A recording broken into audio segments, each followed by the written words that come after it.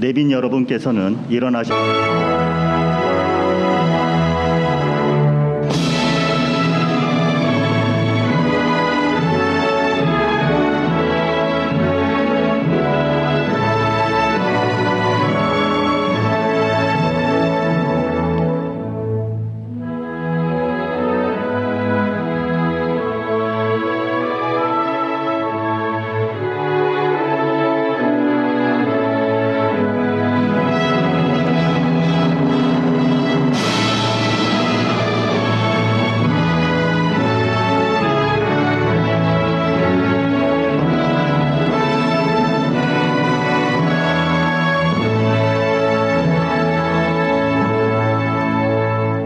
바로 모두 자리에 앉아 주시기 바랍니다.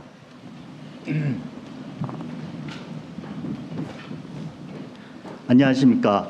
오늘 기획재정부와 국세청, 관세청, 조달청 업무보고의 사회를 맡은 기획재정부 기획조정실장 황순관입니다.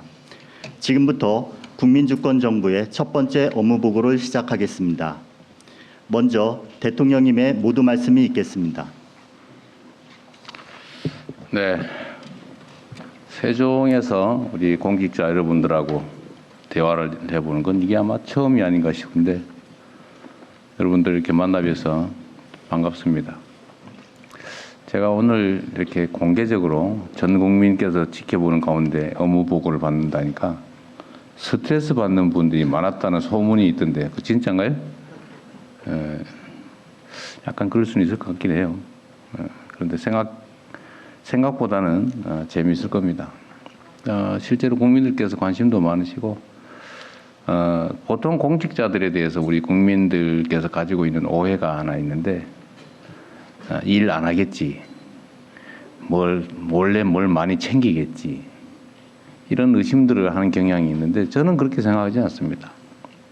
실제로 만약에 정말 일반적으로 오해되는 것처럼 공직자 대다수가 본연의 임무에서 벗어나가지고 사익이나 도모하고 게으르고 무능하고 그랬다면 과연 이 나라가 이렇게 다른 나라의 선망의 대상이 될 수 있을 정도로 성장하고 발전할 수 있었겠습니까?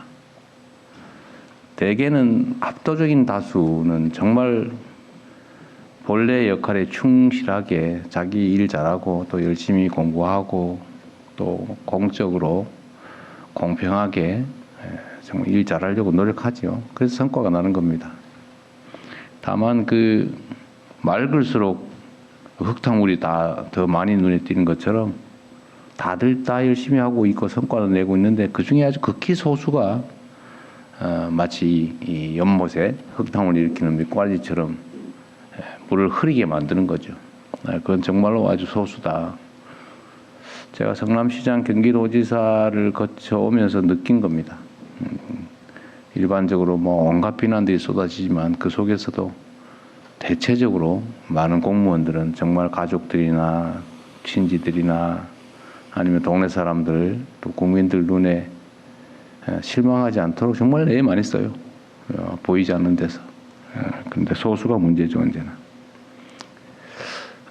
오늘 이제 업무 보고를 오늘부터 시작할 텐데 스트레스 받지 마시고요. 하고 싶은 얘기 편하게 하십시오.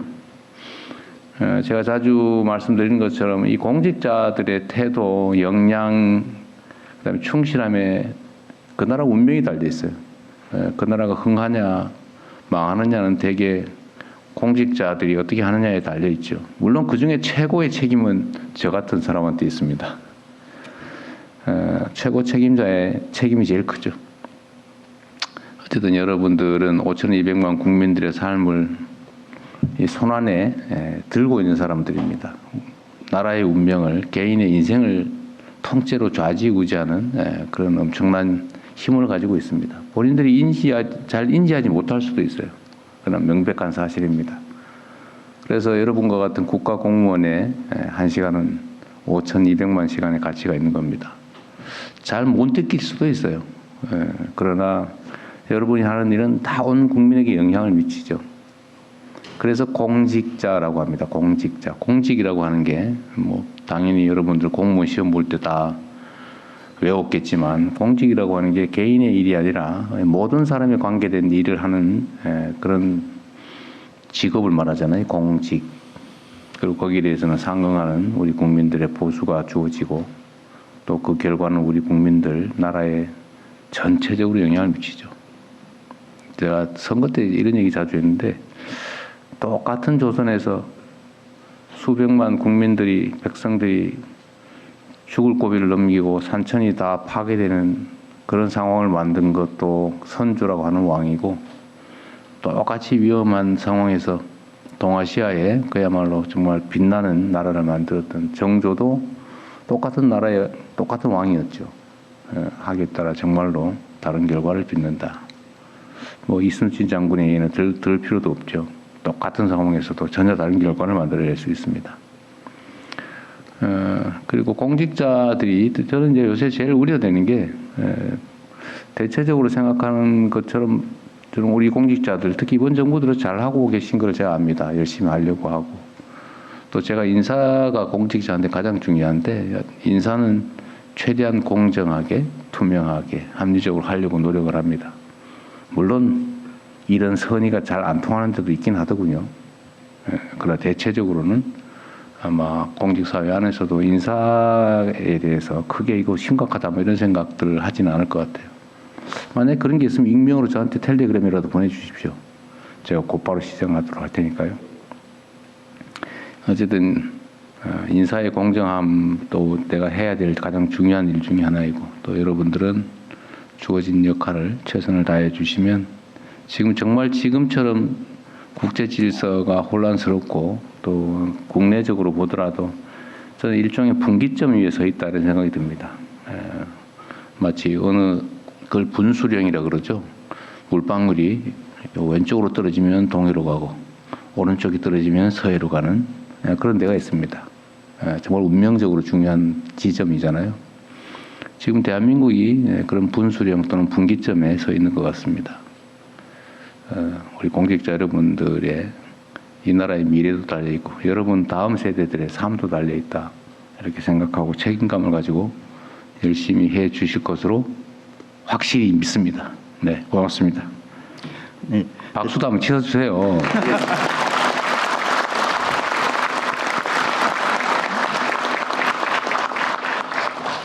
대통령님의 모두 말씀이 있었습니다. 이어서 부처 업무보고를 진행하겠습니다. 이번 업무보고는 총 2개의 세션으로 진행될 예정입니다.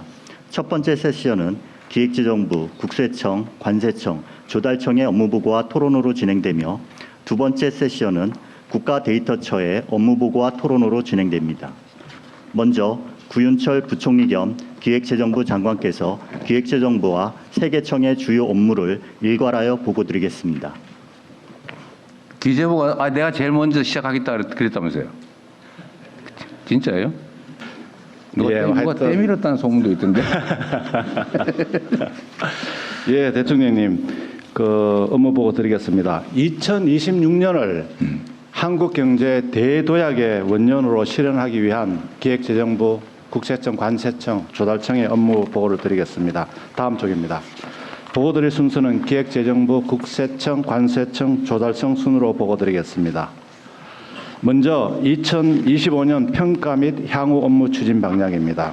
제한 시간이 몇 분이죠? 10분 이내로 하겠습니다. 10분 잘 지켜주세요. 땡 하고 마이크 끌 겁니다. 알겠습니다. 이재명 정부는 출범 첫날부터 대통령님 주재 비상경제 점검 TF를 시작으로 최단기 추경 통과, 새 정부 경제 성장 전략 마련, 관세 협상 타결, 세제 정상화, 그리고 헌법 시한 내 2026년 예산안의 국회 통과까지 숨가쁘게 달려와 경제 회복과 성장 모멘텀의 기초를 마련하였습니다. 그 결과 3분기에 1.3% 성장을 해서 15분기 만에 최고치를 기록했습니다. 코스피는 사상 처음으로 4,000포인트를 돌파했습니다. 소상공인의 체감 경기도 5년 만에 최고 수준으로 회복되는 등 경기, 금융, 민생 전반에서 반등의 흐름이 확인되고 있습니다. 내년도 우리 경제에는 기회 요인과 도전 요인이 모두 상존하고 있습니다.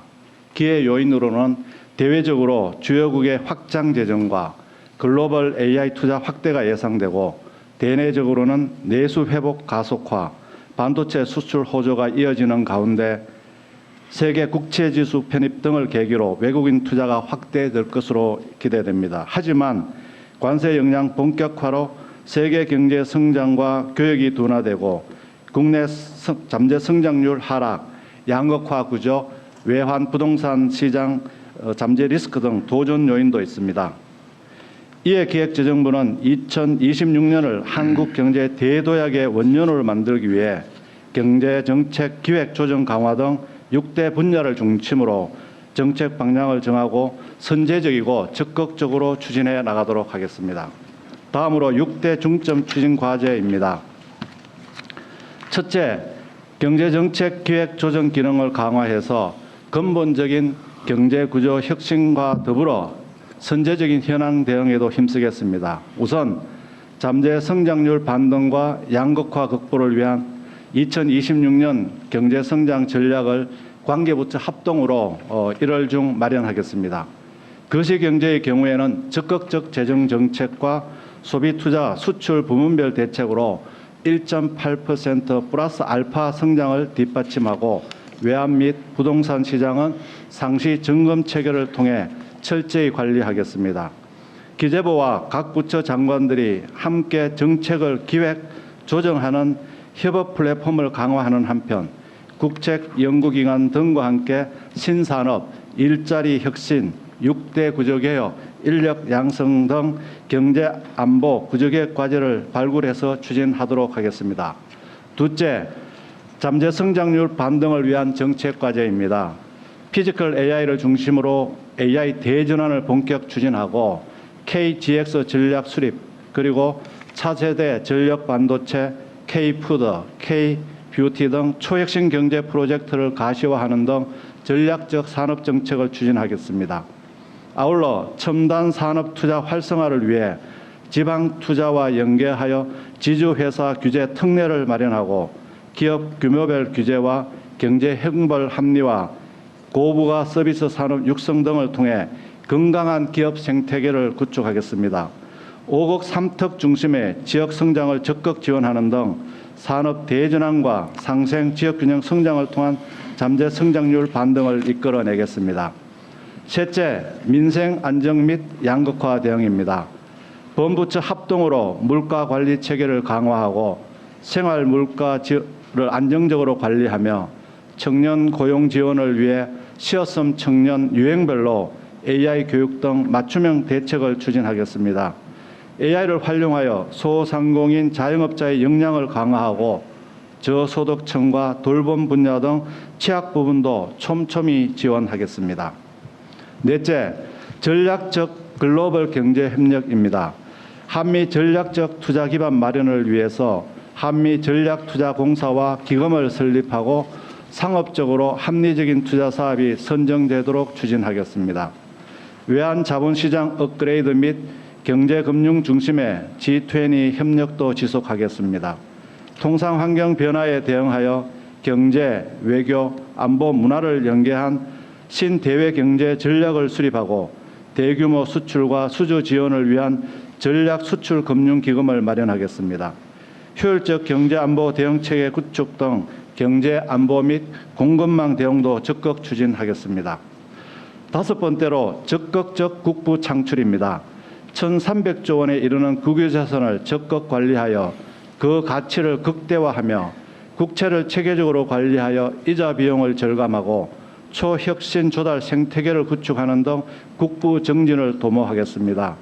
특히 한국형 국부 펀드 설립을 추진하여 국부를 체계적으로 축적하고 정식하여 미래 세대로 이전하겠습니다.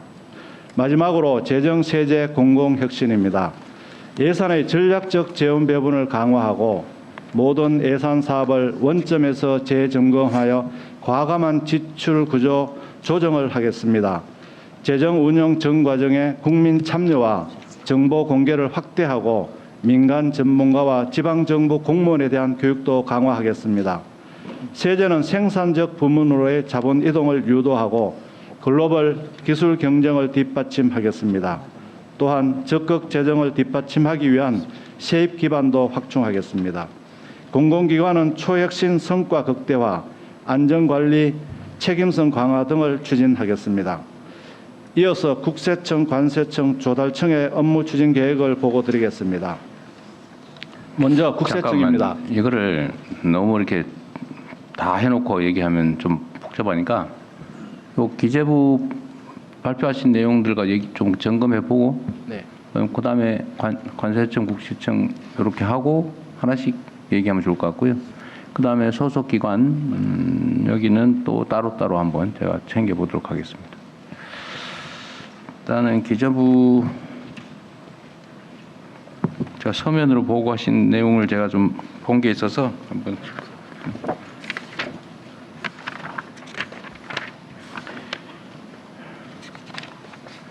한번 다들 잘 준비를 하셔가지고 이 계획대로 진행하시면 좋아질 것 같습니다.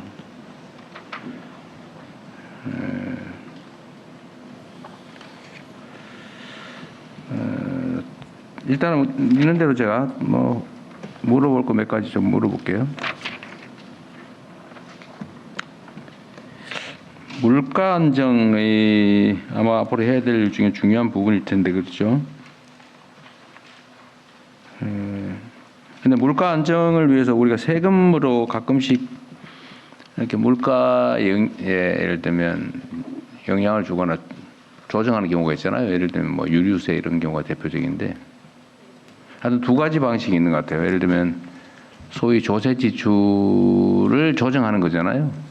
예를 들면 석유류에 대한 세금을 부과할 거냐 말 거냐 아니면 낮출 거냐 올릴 거냐. 근데 이렇게 하는 경우하고 또 한 가지는 그 세금을 그대로 걷어서 예를 들면 물가 부담이 크면은 일종의 환급을 해주거나 지원을 해주거나 이럴 수도 있잖아요. 즉 재정 지출 방식으로 할 수도 있는 건데 우리 사회의 가장 큰 문제가 소위 양극화. 잘 되는 사람은 너무 잘 되고 못 되는 사람은 죽을 지경이고 이게 점점 더 심해지니까 이 양극화 극복이라고 하는 것도 우리 사회의 중요한 정책 과제이기 때문에 이런 경우에 물론 어쩔 수 없는 경우가 있겠지만 판단을 한번 해봐야죠. 예를 들면 석유 소비세를 유류 소비세를 일률적으로 줄일 거냐 아니면 그냥 들어오는 세입 중에 일부를 다시 환급 또는 뭐 바우처 뭐 이런 형태로 지원할 거냐. 근데 이게 재정 지출 형태로 하는 게 양극화 완화나 소득 재분배는 효과가 있잖아요, 그죠? 네. 그리고 조세의 또는 재정의 본질적 기능 중에 하나가 이 소득 재분배, 2차 재분배도 있는 거잖아요. 네. 그래서 이런 점들을 좀 고려를 좀 해주면 좋을 것 같아요. 딱 요 예를 드는 게 아니라, 네. 하여튼 우리가 모든 정책을 수립할 때 기본적으로 우리가 국가 균형 발전 중요하면 어떻게 하면 지방에 대해 더 인센티브를 줄 거냐, 지방으로 더 유인할 거냐 고민해야 되는 것처럼 이제 모든 정책을 할 때 그걸 고민해야죠. 또 양극화 이거 똑같은 문제인데 재정 정책을 수립하거나 조세 정책을 판단할 때 끊임없이 그 고민을 해야 된다. 재정을 늘리고 줄이고 이것도 중요한데 그 점을 좀 전체적으로 국가 정책에서 고민을 좀 해주십사 부탁드립니다. 이건 하나의 예고요.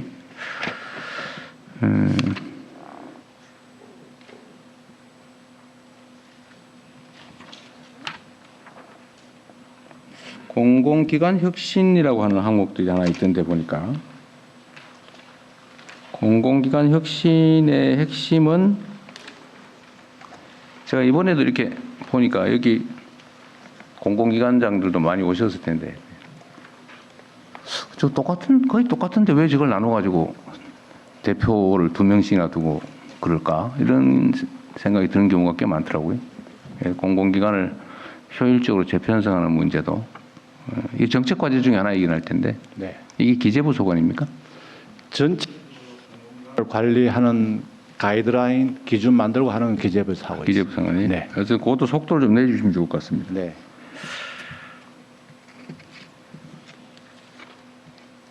그리고 전략수출금융기금 이걸 이제 이번에 만들어 보겠다는 거잖아요. 네, 그렇습니다. 근데 이거 아마 국민들께서 저건 뭐지? 이렇게 생각할 수 있는데, 근데 이게 핵심 요지는 그거죠. 예를 들면 국가가 재정을 투입하거나 국가 역량을 투입해서 무슨 대규모 전략 수출을 해냈다. 네. 라고 하면 그 결국은 특정 기업 한두 군데가 혜택을 다 가지는 시스템입니다. 현재까지는. 네. 근데 뭐 거기에다 우리가 대응 구매를 한다든지 무슨 뭐 외교적 지원을 한다든지 뭐 ODA 지원을 한다든지 뭐 무슨 EDC 뭔가 뭐 이렇게 대출 장기 저리 대출을 해준다든지. 하여튼 이거는 국민 세금이잖아요. 국민 세금을 엄청나게 들여가지고 대규모 국가 간 또 국제 거래가 이루어지면 혜택은 특정 기업 어떤 소수가 보는 상황이 발생하니까 이 중에 일부는 좀 환수를 좀 하자. 네. 기금으로. 그래서 그걸 그 전 국민을 위해 쓰든지 뭐 해당 산업 발전을 쓰든지 하자. 그게 이제 이 지금 생각하는 전략 수출 금융 기금인 거죠. 네, 맞습니다. 네. 대통령님. 그것도 좀 속도를 내서 하시면 좋을 것 같네요. 네, 속도를 내도록 하겠습니다. 앞으로는 아마 국제 거래에서 지금까지 다 기업들이 개별적으로 개인들이 해 왔는데 네. 이제는 사실은 국가 간 전쟁 비슷한 상황이 돼 가지고 국가가 역할을 안 할 수가 없는 상황이 오죠. 네. 그럼 국가의 지출도 늘어나니까 그걸 어떻게 공평하게 분담하고 또 공평하게 그 이익을 누릴지 좀 깊이 고민해야 될 것 같습니다.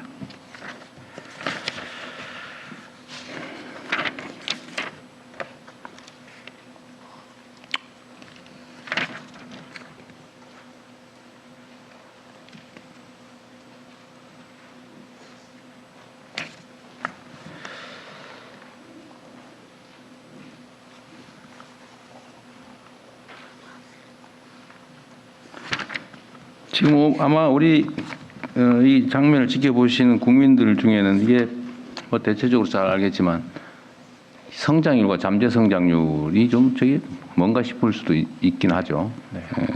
그러니까 우리가 노력을 하면 정상적으로 성장할 수 있는 최대치. 네.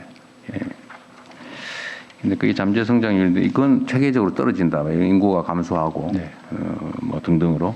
또 그게 올라갈 수 있는 요인 중에 하나는 우리가 지금 생각하는 기술 발전, 생산성 향상 뭐 그런 거겠죠. 네. 그걸 높이기 위해서는 장기적이고 근본적인 투자가 필요하다는 거죠. 근데 거기에 못 미치게 성장률 지금 몇 년 동안 계속 잠재 성장률에도 못 미치는 성장을 해왔던 거죠. 네, 지금 장대 성장률이 금년만 해도 그 1% 후반인데 0.9% 정도니까 반 정도도 지금 못 되는 상황입니다. 그러니까요.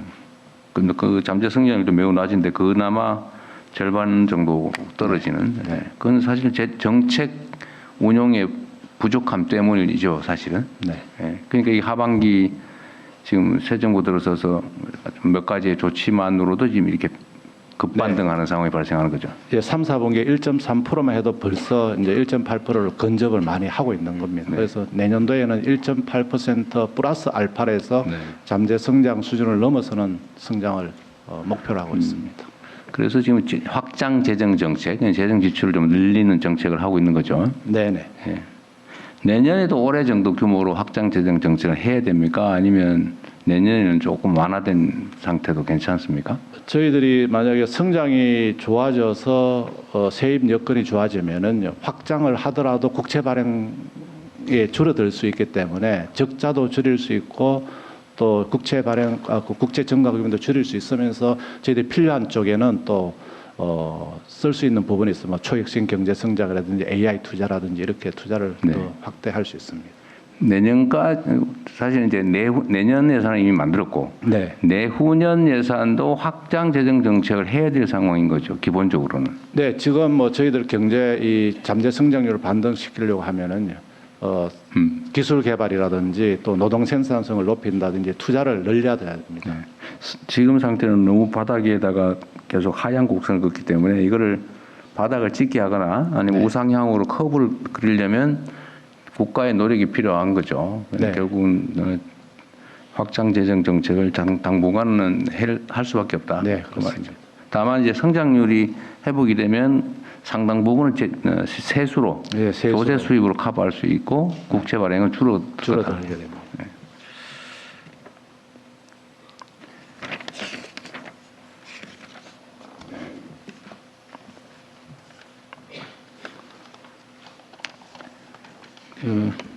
13페이지에 다 가지고 계시죠, 이거? 네, 다 들고 있습니다. 13페이지에 첨단 산업 분야에 대한 규제 혁신으로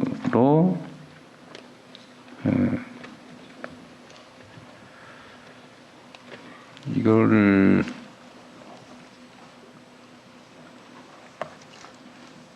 지금 일종의 금산 분리는 그대로 지키는데 대규모 초기술 분야에 대한 투자 자원을 확보하기 위해서 특례 규정을 만든다 그 말이죠.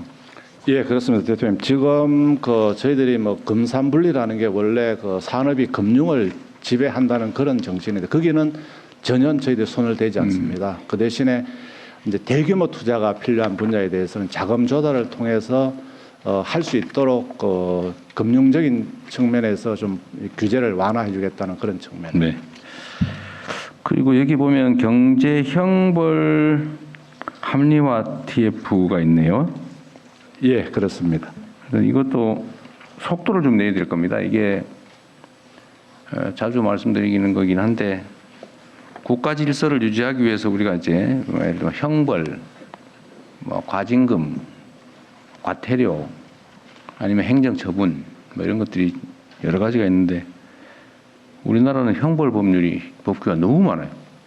이 독일의 3배 정도 된다고 합니다. 독일은 우리나라보다 훨씬 더 큰 나라인데도 형벌 조항이 대개 한 800개 이내.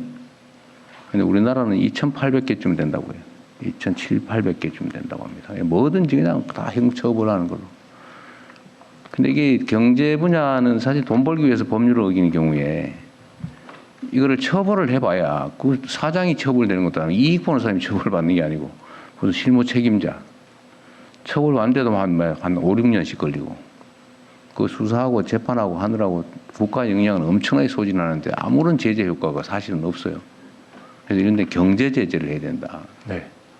이번에 무슨 팡인가 거기 그런데도 막 어기잖아요. 그 사람도 처벌을 전혀 두렵지 않을 겁니다. 그러니까 그런 데는 합당한 경제적 부담을 지어줘야 어떤 게 더 경제적으로 손실이고 이익인가를 이렇게 판단하게 되죠.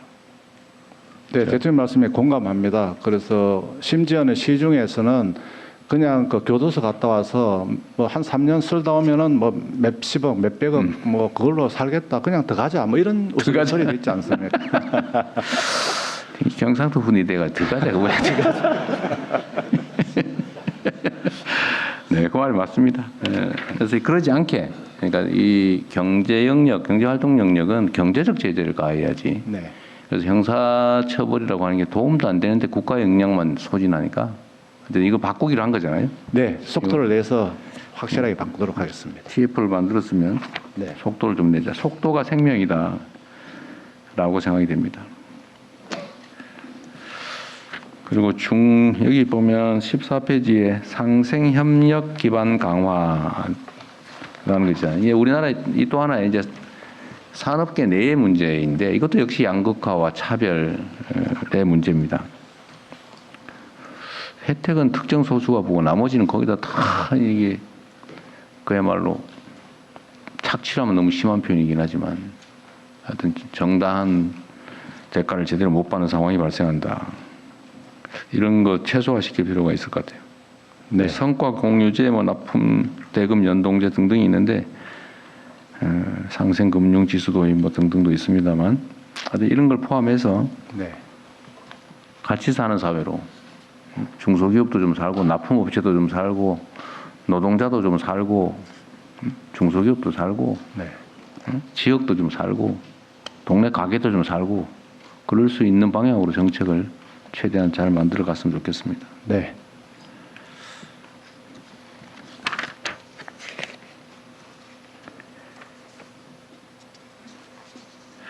물가 안정 분야도 아까 잠깐 얘기하긴 했는데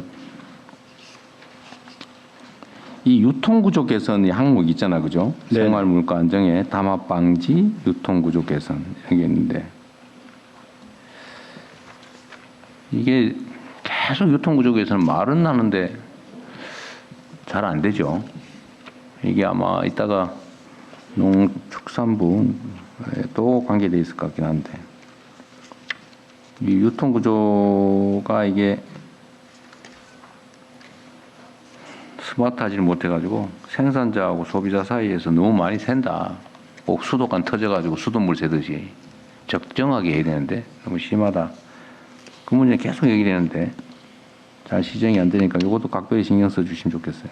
네, 그렇게 하겠습니다. 농림부, 해수부 등 해서 유통구조 혁신을 하도록 하겠습니다. 그리고 이제 우리도 초대기업들이 많아지면서 이젠 담합이 아니라 사실은 독점화되고 있는 측면들도 있었어요. 물론 그 전 단계 소수가 담합하는 것도 문제고 아예 독점화된 경우가 많은데 불가피하잖아요. 국제 경쟁을 하려면. 근데 그 분야에 대해서도 물론 공정거래 등이 좀 하겠지만 이것도 기본적으로 기획은 기재부가 하는 거니까 잘 신경 써주십시오. 네, 그렇게 하겠습니다. 생활비 경감 항목에 보니까 통신비, 데이터 안심 옵션 이런 거 있네요. 네, 최소 이게 원래 기본 통신권 뭐 이런 개념으로 우리가 말하긴 했던 건데 요금이 끊기고 하더라도 최소한의 통신 권한은 좀 가질 수 있게 그러죠. 이것도 좀 확대를 좀 하면 좋겠다. 예, 그렇게 하겠습니다. 그리고 한미 전략적 투자에는 이게 혹시 미국한테 우리가 일방적으로 부당하게 뺏기는 거 아니냐 이런 걱정과 의심을 하는 분들이 많으니까 네, 이 점은 명확하게 잘 지켜나가야 될 것 같아요. 상업적 합리성. 네, 맞습니다. 네. 대통령 말씀대로 상업적 합리성이 있는 사업에 투자를 하면 이게 투자입니다. 그건 투자죠. 대통령. 네. 투자입니다. 예.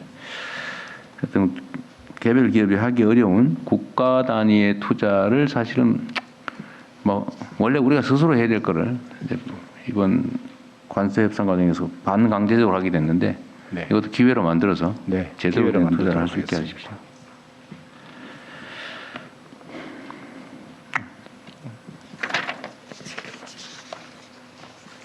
대통령 관심 안 가져주시는 부분이 있는 것 같습니다. 뭔데요? 이번에 이제 기재부가 하는 것 중에서 국부 창출이라는 개념이 있잖아요. 있는데 이제 과거 정부는 이런 적이 없었습니다. 그래서 한번 보시면 적극적 국부 창출입니다. 이거 한번 좀 네, 19페이지 있는데 그 네네. 고점까지 얘기하면 돼 지금요. 예. 죄송합니다. 근데 그냥 넘어가려고 그랬어요. 너무 잘하고 있어서. 네, 중요합니다. 그 국가 단위의 투자를 지금 뭐 안 하는 건 아닌데 지금은 대개는 이제 지원하고 보충하고 이런 정도 수준이었다면 이제 우리도 적극적으로 이제는 개별 기업 단위 기업들이 감당하기 어려운 그런 대규모 투자가 필요하기 때문에 국가 단위 투자가 필요하고 이제 삼국형 국부 펀드를 만들겠다라는 그런 얘기가 사업 계획이 있는데 준비 잘해주면 좋겠습니다. 네.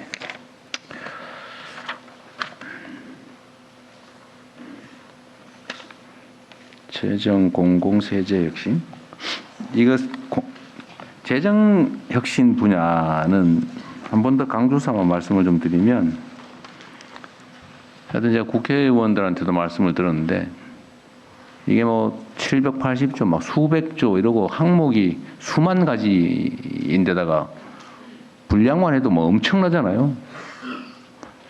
나름 그 국회에서 열심히 예산 심사하던 우리 비서실장도 잘 모를 거예요. 세부 내용. 특히 액수가 적어지면 적어질수록 어려울 거예요. 그래서 이거를 공무원들이 머리 짜매가지고 막 연구하는 것도 중요한데 뭐 해야 될 일이긴 하지만요. 민간에다가 기회를 많이 주세요. 네. 민간은 지금은 어떨지 모르겠는데 우리가 취임하기 이전까지는 정부의 예산 세부 자료에 접근이 안 됐다면서요. 뭐 이런저런 이유로 안 해줬다 하더라고요. 네. 대체적으로. 하다못해 국회에서도 접근이 잘 안 됐다고 하는 얘기가 있었을 정도니까 하여튼 그건 지나간 얘기고 지금부터는 최대한 공개해가지고 비밀이 아니면 국민 누구나 들여다보고 관심 있는 분야에 체킹할 수 있게 네, 그렇게 의견도 하겠습니다. 내고 개선점도 제안하고 우리가 뭐 잘하려고 하는 거지 뭐 망가뜨리려고 하는 건 아니잖아요. 그래서 국민의 눈높이에서 기회를 많이 주면 좋겠습니다. 네. 그리고 오히려 그 정도를 넘어서서 우리 시민사회 국민들께 그냥 기회만 주는 게 아니라 지원도 좀 해주면 좋겠어요. 원래 공무원이 해야 될 일을 그 대신해 주면 고마운 일 아닙니까? 그래서 그것도 한번 연구 한번 해보시죠. 네. 재정 분석을 하는. 네. 예. 지금 우리도 사실 내년에 또 줄여야 되는데 예를 들면 예산 항목이 사업 항목이 수없이 있는데 네. 일단 한번 시작하면 못 없애잖아요. 웬만하면요. 네. 그거보다 훨씬 효율적인 정책이 대체 정책이 나와도 기득권 때문에 못 바꾼단 말이에요.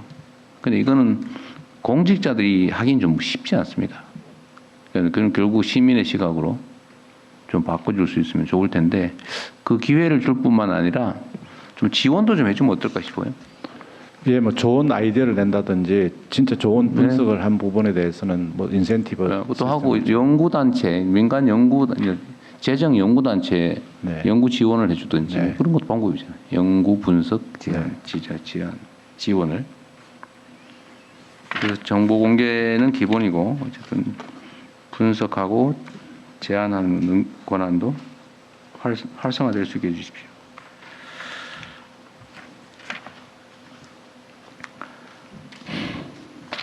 과세 얘기는 국세청 분야인데 이게 왜 얘기 들어가 있을까? 아니군요. 세제실이 있어서 그렇습니다. 세제치 있어서. 네. 자, 사주 문제는 아마 법 개정 중일 테고요.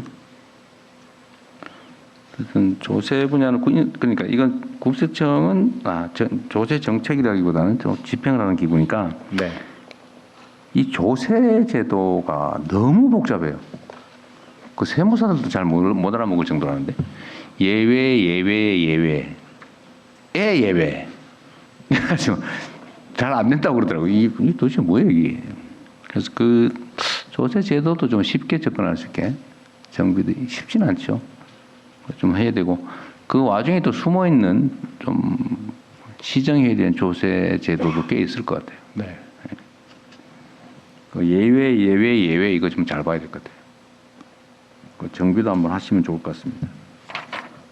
그리고 일몰 하기로 했으면 기본적으로 일몰한다 이렇게 생각하면 좋겠어요. 네.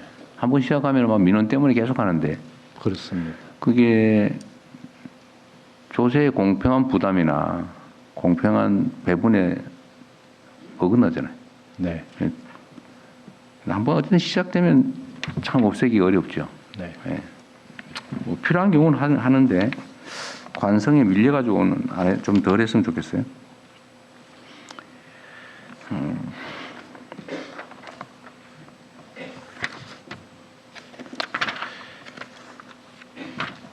일단은 그리고 여기 산하 기관들 문제는 이제 서면으로 보고하고 끝낼 거죠. 제가 그 간략하게 보고 드리고 산하 기관들 문제. 네. 그 청들은 청 문제 그럼 얘기하고 할까요? 3개 청 아까 조달청, 관세청, 청장님들이 관세청이 아니고 하고 하시죠 그러면 예. 준비된. 지금 아까 대통령 준비된 파워포인트로 좀 말씀드리겠습니다. 네네네. 그러십시오. 그럼 세 군데 한꺼번에 그냥 하시죠. 쭉 이어서. 예, 지금 국세청 같은 경우는 지금 1년 차 금년에는 최정부 국정 철학을 국세행정 전반에 정착시키기 위해서 제도와 시스템을 면밀하게 정비한 바가 있습니다만 2000년도에는 이제 성과를 낼 수 있는 그런 이제 업무를 추진하려고 합니다. 첫째 보시면은 세원 확보에 최우선 노력을 할 계획으로 있습니다. 그리고 두 번째는 대통령님 늘 관심을 가지시는 체납 관리 전 과정을 획기적으로 개선토록 하겠습니다. 그리고 세 번째는 국세행정에 AI를 접목해서 국세행정 시스템 자체가 AI를 통한 전문화되는 그런 식으로 노력하겠습니다. 네 번째는 민생 경제의 회복과 성장을 세정 차원에서 지원해서 어려운 기업이나 또 어려운 쪽에는 세무조사를 좀 연계한다든지 완화한다든지 이런 노력을 해나가도록 하겠습니다. 탈세는 척결하도록 하겠습니다. 그리고 재정 누수도 막기 위해서 빈틈없는 세원 관리를 해나갈 계획으로 있습니다. 그리고 이 반면에 진출 기업에 대해서나 또 국내 투자에 대해서는 또 세정이 지원하는 그런 식으로 운영토록 하겠습니다. 다음은 관세청입니다. 관세청은 AI 기반 미래형 관세 행정을 구현토록 하겠습니다. 첫째, 수출 기업이 통상 질서 대응으로 어려움을 겪고 있습니다. 그래서 수출 기업을 지원토록 하겠습니다. 두 번째는 무역 안보를 침해하는 행위 그리고 초국가 범죄에 사용되는 자금 등에 대해서는 원천적으로 봉쇄하도록 하겠습니다. 그리고 국경을 넘나드는 마약, 총기류의 국내 반입은 철저하게 차단토록 하겠습니다. 그리고 AI 등 환경 변화에 따라서 관세 행정도 고도화해서 과학적인 관세 행정이 이루어지도록 하겠습니다. 다음은 조달청입니다. 조달청은 첫째 공공조달 혁신을 통해서 대통령께서 늘 관심이 있으신 지방정부 단가 계약을 자율화하도록 하겠습니다. 그리고 두 번째는 혁신 조달을 통해 가지고 30년까지 5천 개의 혁신 제품 그리고 3조 원, 지금 한 1조 원 수준입니다만 3배 늘려서 3조 원 규모로 대폭 확대하겠습니다. 그리고 AI를 통한 조달 혁신을 해서 조달 쪽도 과학화하도록 하겠습니다. 그리고 불공정 행위에 대한 감시 조사를 강화하고 건전한 경쟁을 유도해서 공정 조달을 시행토록 하겠습니다. 다음 쪽입니다. 한국경제 대조약을 이재명 정부가 반드시 실천하도록 하겠습니다. 그 이행을 위해서 기획재정부, 국세청, 관세청, 조달청이 최일선에서 앞장서서 나가도록 하겠습니다. 이상 보고를 마치겠습니다. 근데 청장들 다 오셨을 텐데 청장이 왜 안 하고? 자세하게 답변. 말 길게 할까 봐요? 네. 좋은 작전입니다. 자, 그러면은 국세청 잠깐 한번 살펴보겠습니다. 국세청이 요새 열일하는 것 같아요. 열심히 하시는 것 같습니다. 예, 직원들이 열심히 하고 있습니다.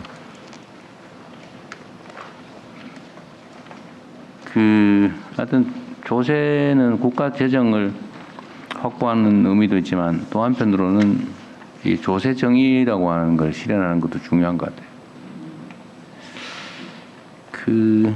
지금 세외 수입 관리는 각 부처의 각 단위가 따로따로 하고 있죠. 예, 그렇습니다. 지금 약 95개 종류를 4,500개 관서에서 현재 258조를 수납을 하고 있는데 매년 한 25조 정도 미수납액이 생기고 있습니다. 제가 전에 세외 수입도 통합 관리가 필요하겠다고 한번 얘기했던 것 같은데 예. 그 진척은 어떻게 돼가고 있어요?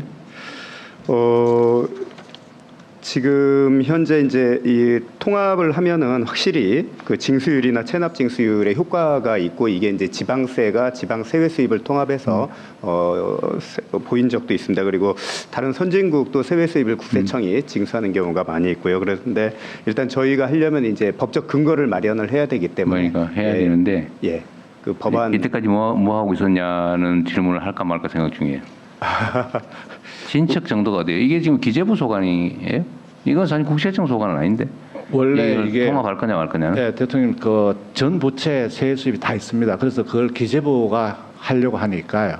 또 새로 조직을 만들어야 되기 때문에 국세청에 체납을 관리하는 조직이 있습니다. 그래서 제가 국세청 그걸로 다 넘기는 게 어떨까요? 네, 넘겼습니다. 일단 체납되면 넘기는 네. 걸로. 네네. 넘겼다는데 받으셨어요?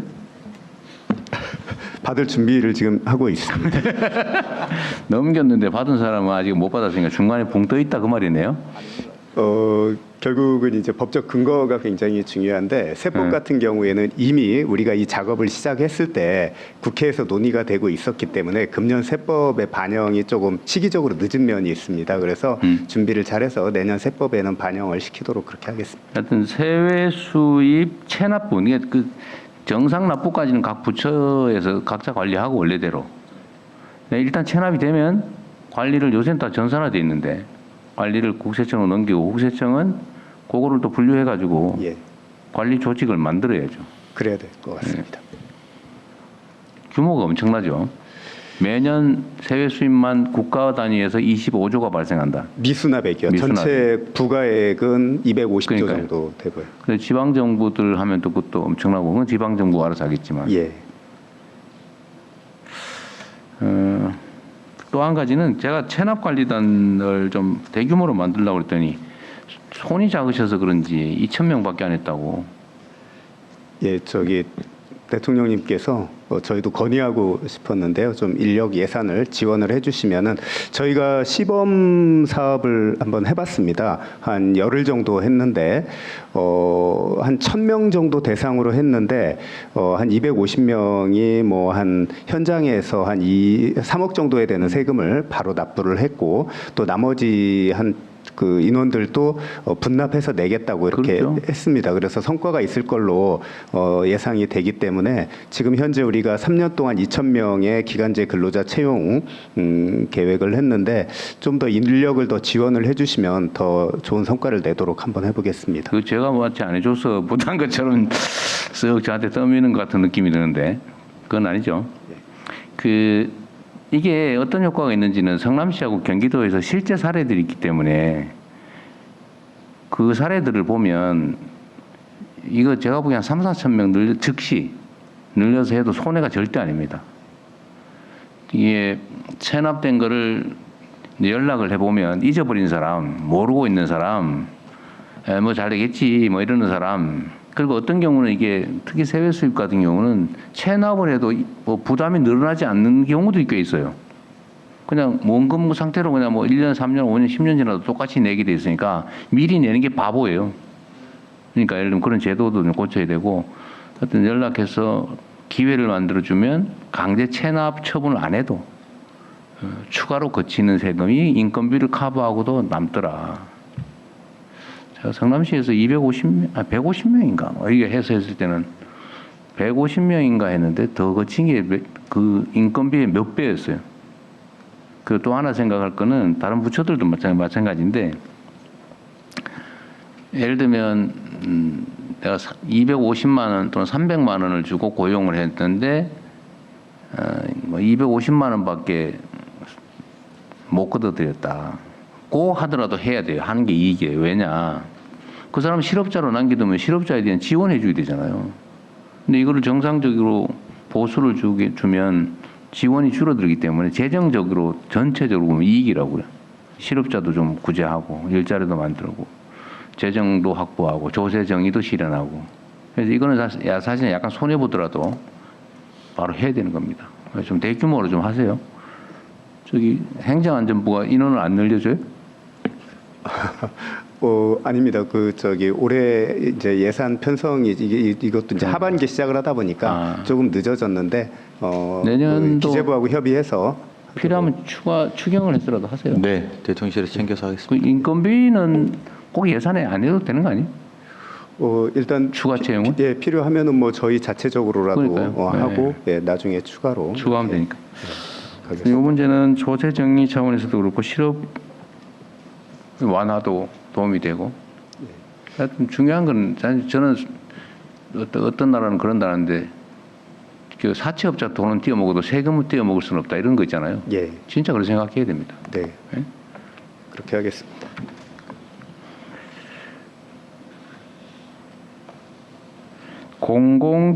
공공기관들도 일종의 뭘 받아야 되는데 못 받는 경우가 꽤 있죠. 공기업들. 사용료니 뭐니 이런 거. 예, 그게 예, 세외 수입. 예. 공공기관까지 포함해서 얘기한 거예요? 지금 공공기관은 아니고요. 그 국가기관의 세외 수입 맞습니다. 이런 공공기관들도 할 수 있으면 통합 관리를 해주면 어떨까? 한번 연구해 보시죠. 예, 그 연구하도록 하겠습니다. 네네. 그건 법률 근거가 확실히 필요할 것 같은데. 그리고 또 한 가지는 지금 국세청에서 열심히 하고 있는 것 같긴 하던데 이거 조세 회피하고 그 탈세해놓고 재산 은닉하고 예, 그런 거 있잖아요. 예, 예. 그런 거 좀 철저하게 추적을 하도록 하십시오.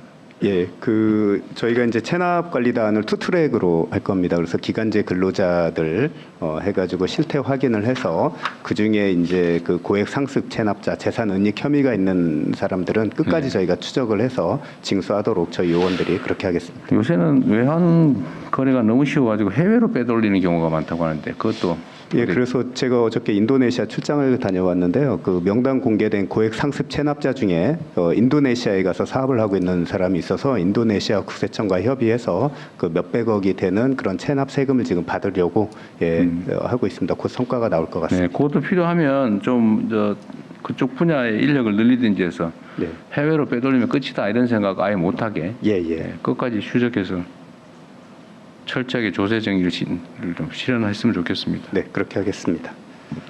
그 외에 뭐 요새 제가 보도 나온 걸로 또 개인적으로 보고받은 바로는 이런저런 악의적인 탈세, 부동산 탈세 이런 거 열심히 조사하시던데 예. 예, 잘하고 계십니다. 예. 민생 침해 탈세도 건절한다. 이거 좋은 생각 같아요. 예. 저런 거 조사합니까? 요새 저 유튜브에서 거짓말 지어내 가지고 돈 받고 그러는 거 있잖아요. 아, 거기도 그 민생 침해 탈세로 분류를 해서 그렇게 해가지고 벌어들인 소득에 대해서 탈루 혐의가 하고 있는지 있어요? 예, 검증을 하고 있습니다. 뭐 얘기할 필요가 없을 만큼 미리 다 하고 계신 것 같아요. 예, 특히 내년에는 그 자본시장 건전화를 위해서 이제 주가 조작 세력 조사를 했었는데 네. 그 외에 상장사의 대주주들이 자산이나 이익을 가족 회사로 빼돌려서 하는 소위 말하는 터널링 네. 이 부분에 대한 조사를 내년에는 집중적으로 좀 할 계획입니다. 아, 회사 자산 빼돌리는 거, 예. 네, 전 좋은 생각이신 것 같습니다.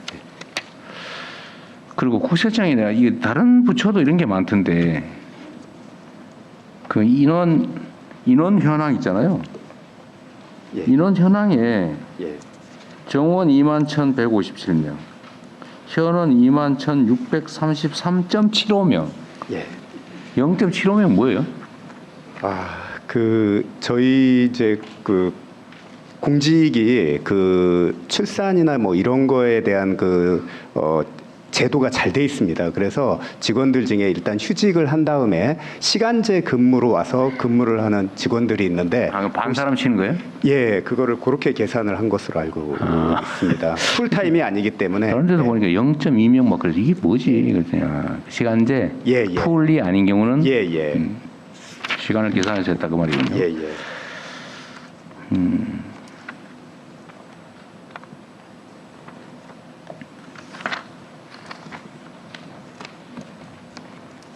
혹시 뭐 총리님도 필요한 게 있으면 가끔씩 의견 있으면 말씀하십시오. 네, 그러실래?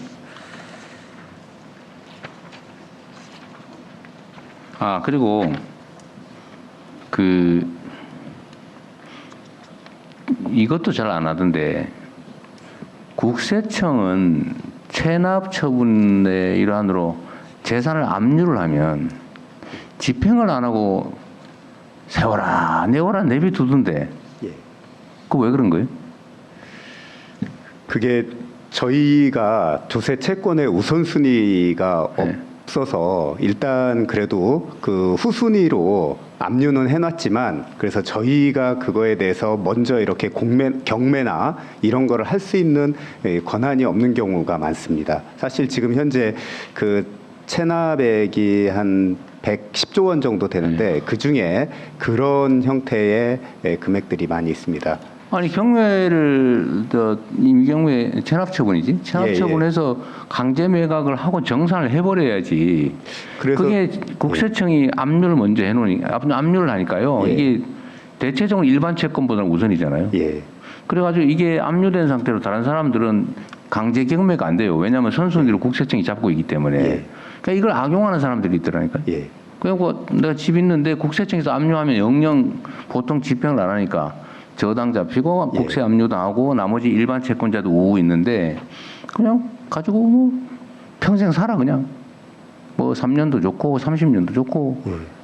국세청이 그렇게 방치하면 안 되잖아요. 그래서 대통령님 말씀대로 이번 정부에 들어서는 비록 우리가 후순위라도 적극적으로 법원에 경매 신청을 해서 당황하게 만드는 거죠. 그렇게 해서 어쨌든 납부할 수 있는 세금은 하고 이렇게 하도록 아까 그러니까 말씀드렸듯이 악의적으로 먼저 근저당이나 이런 거를 막 설정을 해놓고 그 집에서 그대로 살고 있거나 체납자가 그런 거 이런 많아요. 경우가 있기 때문에 그런 경우는 우리가 설령 후순위여서 못하더라도 일단 경매 요청을 해서 하도록 그렇게 지금 바꿨습니다. 국세청이 경매를 안 한다는 사실을 알고 그걸 악용을 하고 있더라고요. 내가 예. 그것도 제가 변호사 할 때 우리 의뢰인을 위해서 집행을 하니까 안 되는 거예요. 내가 국세청이 왜 경매 안 하냐 빨리 해라 배당이라도 받게. 예.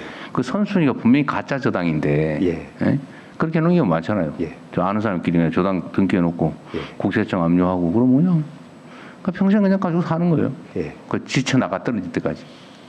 채권 시효 소멸하기를 기다리고. 그 국가가 그렇게 방치하면 되겠습니까? 철저히 하고 원칙대로 해요, 있습니다. 원칙대로. 네, 그렇게 하겠습니다. 그다음에 그 재산 빼돌리는 것 중에 법률상 빼돌리는 거 있잖아요. 사실상 빼돌리는 건 조사를 한다고 하니까. 네네. 법률상 매매를 가장해서 빼돌리거나 그러면서도 또 자기들이 계속 쓰고 네. 이런 것도 사회행위 취소소송이나 이런 것도 좀 많이 하세요. 예, 저희 전담 조직도 있고요. 네. 적극적으로 하고 있습니다. 그 네. 요새 법률 시장도 좀 뭐 어려울 텐데 네. 착수금을 조금만 주고 회수하는 금액에 성공보수를 주는 방식으로 해서 좀 많이 맡기세요. 예, 업무 보고에도 있지만 그 제도도 도입을 해서 네. 현재는 예를 들어서 우리가 뭐 1,000억짜리 소송을 국가가 승소를 하더라도 300만 원밖에 안 주죠. 500만 원. 5천만 원, 최대 5천만 5천만 원입니다. 그런데 그렇게 해서는 유능한 대리인들을 저희가 선임을 할 수 없기 때문에 성공보수제 도입하려고 하고 네, 있습니다. 이거 좀 그래야 됩니다. 예. 냉정하게 해야죠.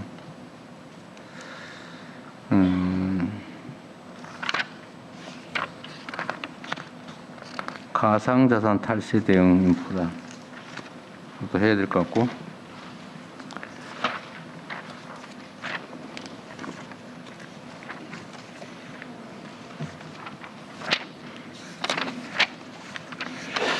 그리고 관세청은 청장님 누구세요? 예, 아, 네. 관청장입니다.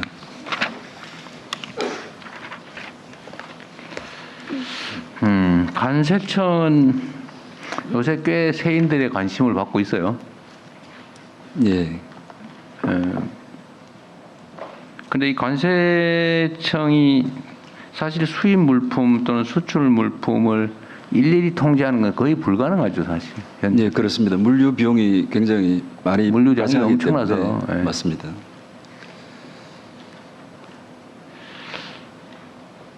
그 제가 놀란 거는 저번에 얼마 전인데 동해안에 무슨 마약을 잔뜩 실은 배가 들어왔었다고. 맞습니다. 4월달에 옥계항에서 들어왔었습니다. 네. 예. 그래서 그건 결국 뭐 잡긴 잡았는데 그것도 우연히 잡은 거예요. 아니면 아닙니다. 어떤 그거는 첩보 활동을 잡은 거예요? 미국 정보기관으로부터 정보를 아, 받았습니다. 그걸 안 받았으면 그냥 멀쩡히 왔다 갈 뻔했죠.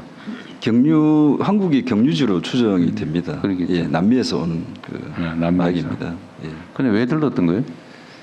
그 배가 여러 군데를 뭐 들렸습니다. 보급 때문에 그런가요? 아무래도 추적 자체를 회피하기 위해서 여러 군데를 다니는 와중에 저희들이 그 정보기관으로부터 정보를 입수해서 그 정보 그 배에 있다라는 정보만 알았지 네. 실질적으로 그 어떤 큰 배냐, 이런 5,000톤급인데 그 넓은 곳 어디 있는지는 확인이 안 됐기 때문에 우리 탐지견과 또 해경이 같이 공조를 해서 그 접근을 배라고 했습니다. 찍어준 건 아닌데 그 배를 찍어줬는데 그 어디에 있는지 아. 그래서 선실에 굉장히 복잡하게 돼가 있지 않습니까? 그래서 거기에 직접 해경과 저희 관세청 직원 그리고 그 탐지견 2마리가 직접 출동해서 네. 적발을 했습니다. 지금 그 국내 마약 반입도 문제인데 이 요새 특송화물 무슨 우편? 예, 특송 국제편, 예. 국제편 이런 걸로 많이 온다면서요? 맞습니다.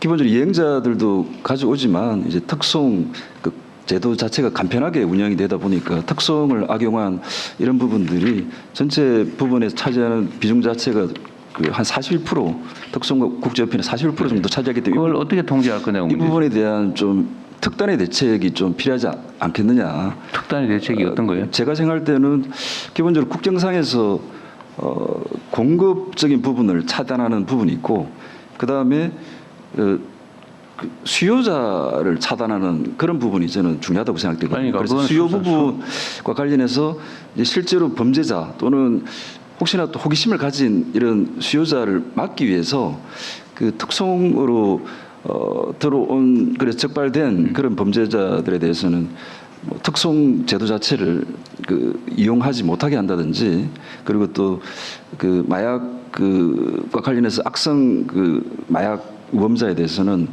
그 체납 그 관리자처럼 악성 체납자처럼 명단을 공개한다든지 그 여러 가지 네. 혜택들을 좀 차단하는 게 수요를 억제할 수 있는 방안이 아닌가 이런 생각을 해봅니다. 그건 마약 단속 정책에 관한 문제일 것 같고 지금도 일단 걸리면 형사처벌 대상이기 때문에 관리는 하고 있을 건데 그렇습니다. 제가 뭐 여쭤봤던 거는 통관 자체 단계에서 이걸 검색해서 막는 방법이 뭐가 있을까? 지금도 학원이 있겠죠. 학원이 있는데 그럼에도 불구하고 좀 많이 들어온다는 거잖아요. 그래서 예. 제가 얼마 전에 뭐 특송 우편에는 별도 인력을 투입해가지고 추가 검색을 하는 걸 지금 하고 있어요. 예, 우편 그렇습니다. 집중국에 예. 인력 파견하라고 했는데 그 전 집중국이 다 하고 있어요. 일부만 하고 있어요. 그 동서울 우체국 거기서만 한 군데서만. 예. 그 왜 한 군데서만 하세요? 국조실 주관으로 다 해야지. 관계기관이 협의를 해서 그 우체국 이중 검사제를 우편 집중국이 20몇 개인 그렇다면서요. 근데 그중에 하나만 하고 있단 말이에요. 그 아무래도 인력적인 부분들의 한계 이런 부분들이 제일 또 중요하지 않나 이런 생각이 그러니까 들고요. 그래서 하라고 그래서 했잖아요. 왜 인력 보강이 안 됐죠?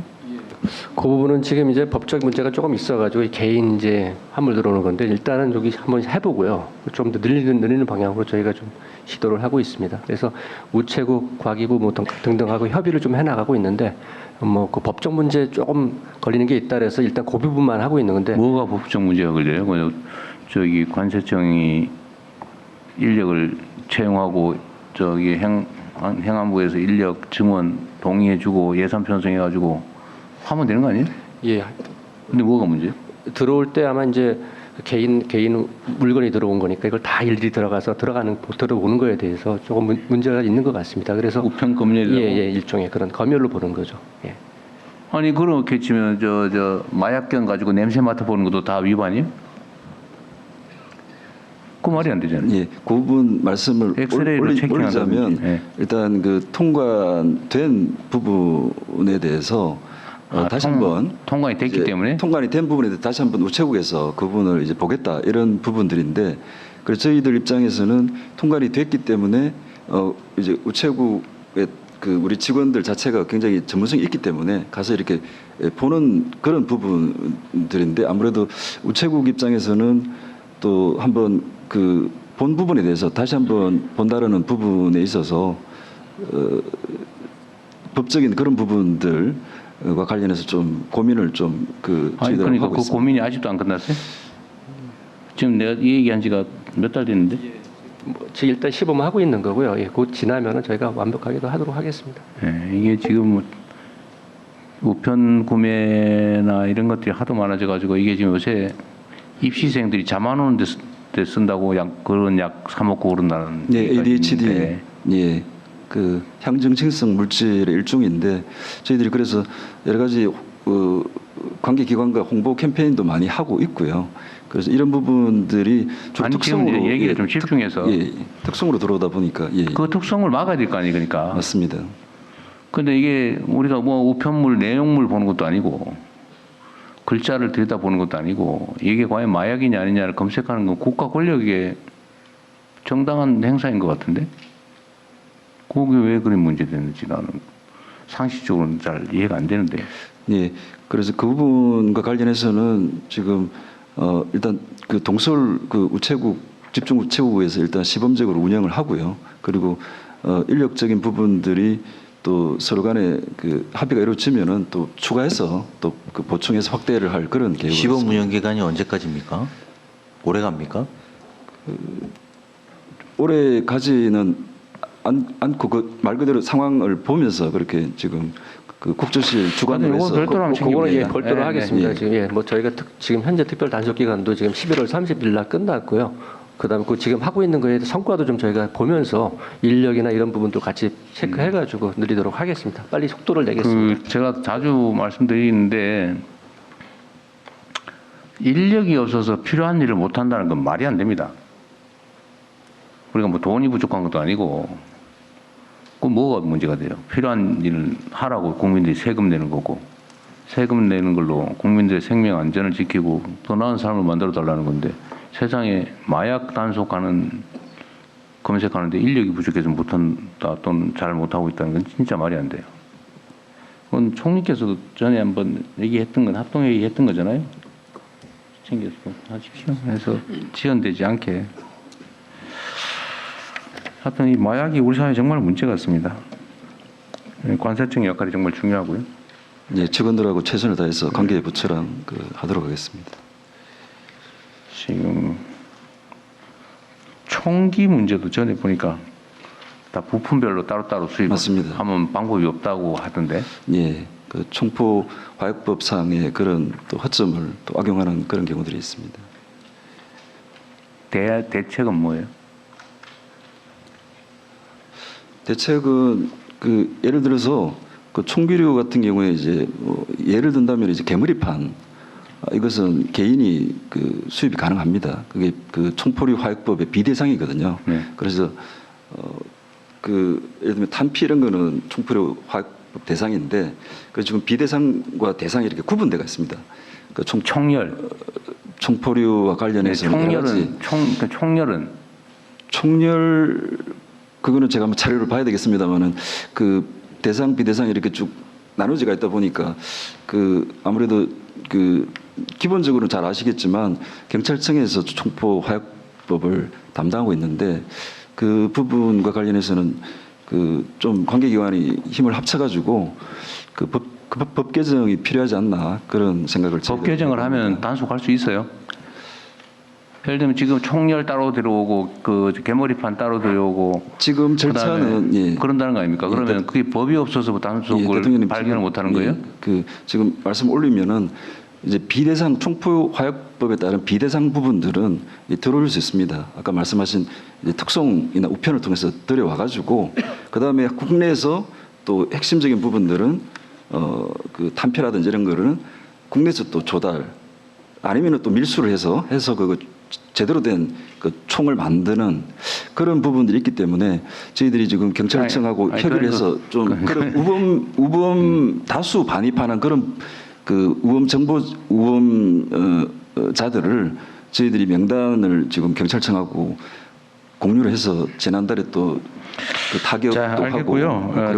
제가 이제 여쭤보는 거는 이렇게 쪼가리 내서 수입을 하고 어쨌든 총기 없는 대한민국에 어쨌든 누군가가 총기를 들여다가 지가 쓰든지 다른 사람한테 팔든지 뭐 이렇게 해서 지금 퍼지고 있는 중이잖아요. 이걸 다른 기관들이 예를 들면 단속을 통해 막든지 뭐 그거는 다른 기관이 하는 거고 제가 얘기하는 관세청이 하는 일은 경계를 못 넘어게 하는 거잖아요. 맞습니다. 그 구체적인 방법이 있냐고 제가 물어본 거예요. 생각해보면 대안이 뭐냐, 어쩔 수 없는 거냐. 저희들이 현실적으로 지금 장비 부분들이 있는데 장비 확충을 계속해서 지금 하고 있습니다. 기본적으로는 모든 물품들 자체가 이행자 특성 우편 이런 부분들은 엑스레이 검색을 통해서 들어오고 있는데 직원들이 보는 워낙 많은 물량들이 들어오다 보니까 3초 정도밖에 평균적으로 못 봅니다. 이상적인 거는 한 7초 이상 보아야 되는데 그래서 좀 죄송한 말씀이지만 인력적인 어떤 정원 이 부분이 필수이라고 생각이 되고요. 그리고 장비 부분들도 이제 기재부나 국회를 통해서 저희들이 많이 그동안 확충을 해왔었습니다. 그래서 뭐 밀리미터 검색기라든지 이런 다양한 문형 탐지기라든지 이런 거를 확충을 결국에는 인력과 장비 확충 이 두 가지가 핵심적인 부분이다 말씀드릴 수가 있겠습니다. 달러 있잖아요, 달러. 외환 유출할 때, 밀수출할 때. 예. 내가 어디서 보니까 뭐 3만 불, 지금 현재 만불입니다. 소지 한도가 10,000불이에요? 예. 만불 이상이면 신고. 근데 뭐 몇십만 불을 가지고 나가도 안 걸린다고 주장을 하던데. 뭐 책갈피에다 끼워가지고 가거나 이러면 못 잡는다. 그거 진짜예요? 나갈 때는 인천공항공사 저희 관시청이 아니고 인천공항공사 직원들이 일일이 옷을 벗고 소지품을 다 엑스레이 검색대를 통과를 시킵니다. 그래서 공항공사 직원들이 10,000불 이상이 확인이 되면은 그걸 세관한테 알려주면은 세관이 이제 그걸 처벌하는 그런 식으로 돼가 있는데 간혹 이제 그런 거를 인천 이제 공항검색 직원이 못 보는 경우도 간혹 있는 그러다 보니까 아마 그런 말씀을 들으신 것 같습니다. 관세청 소관이 아니군요. 이거는 나중에 누가 하나 좀 알려주십시오. 시장이 챙겨서 이게 지금 검색을 해도 안 된다는 얘기도 있고 그냥 적당히 해서 그렇다는 얘기도 있고 한데 좀 확인을 해봐야 되겠어요.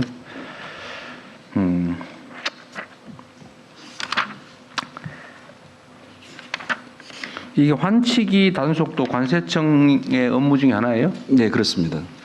국세청도 할 테고 그죠? 그러니까 기본적인 단속은 경찰과 제 관세청이 주로 관세청이에요? 하고 있습니다. 알겠습니다. 그리고 조달청? 네. 청장님이 네네네. 전에 국무회에서 몇 번 봤죠. 이 조달 개혁도 참 중요한 과제인데요. 네, 그렇습니다. 이게 조달을 독점을 해놓으니까 그 틈새로 소위 스펙을 박아가지고 부당한 이익을 노리는 경우가 있다는 지적도 많고 그죠. 네, 그렇습니다. 그 다음에 왜 시중 가격보다 똑같은 스펙인데 더 비싸냐? 또 있고. 그리고 왜 한 개만 해가지고 경쟁도 못하게 만드냐? 왜 누구 편 들어주냐? 라는 것도 있는 것 같은데 이런 건 시정하기 위한 장치들을 만들고 계신 거죠? 네, 네, 그 네. 조달청 개혁 방안에 그 대통령님 네, 말씀하신 내용을 다 담았습니다. 네.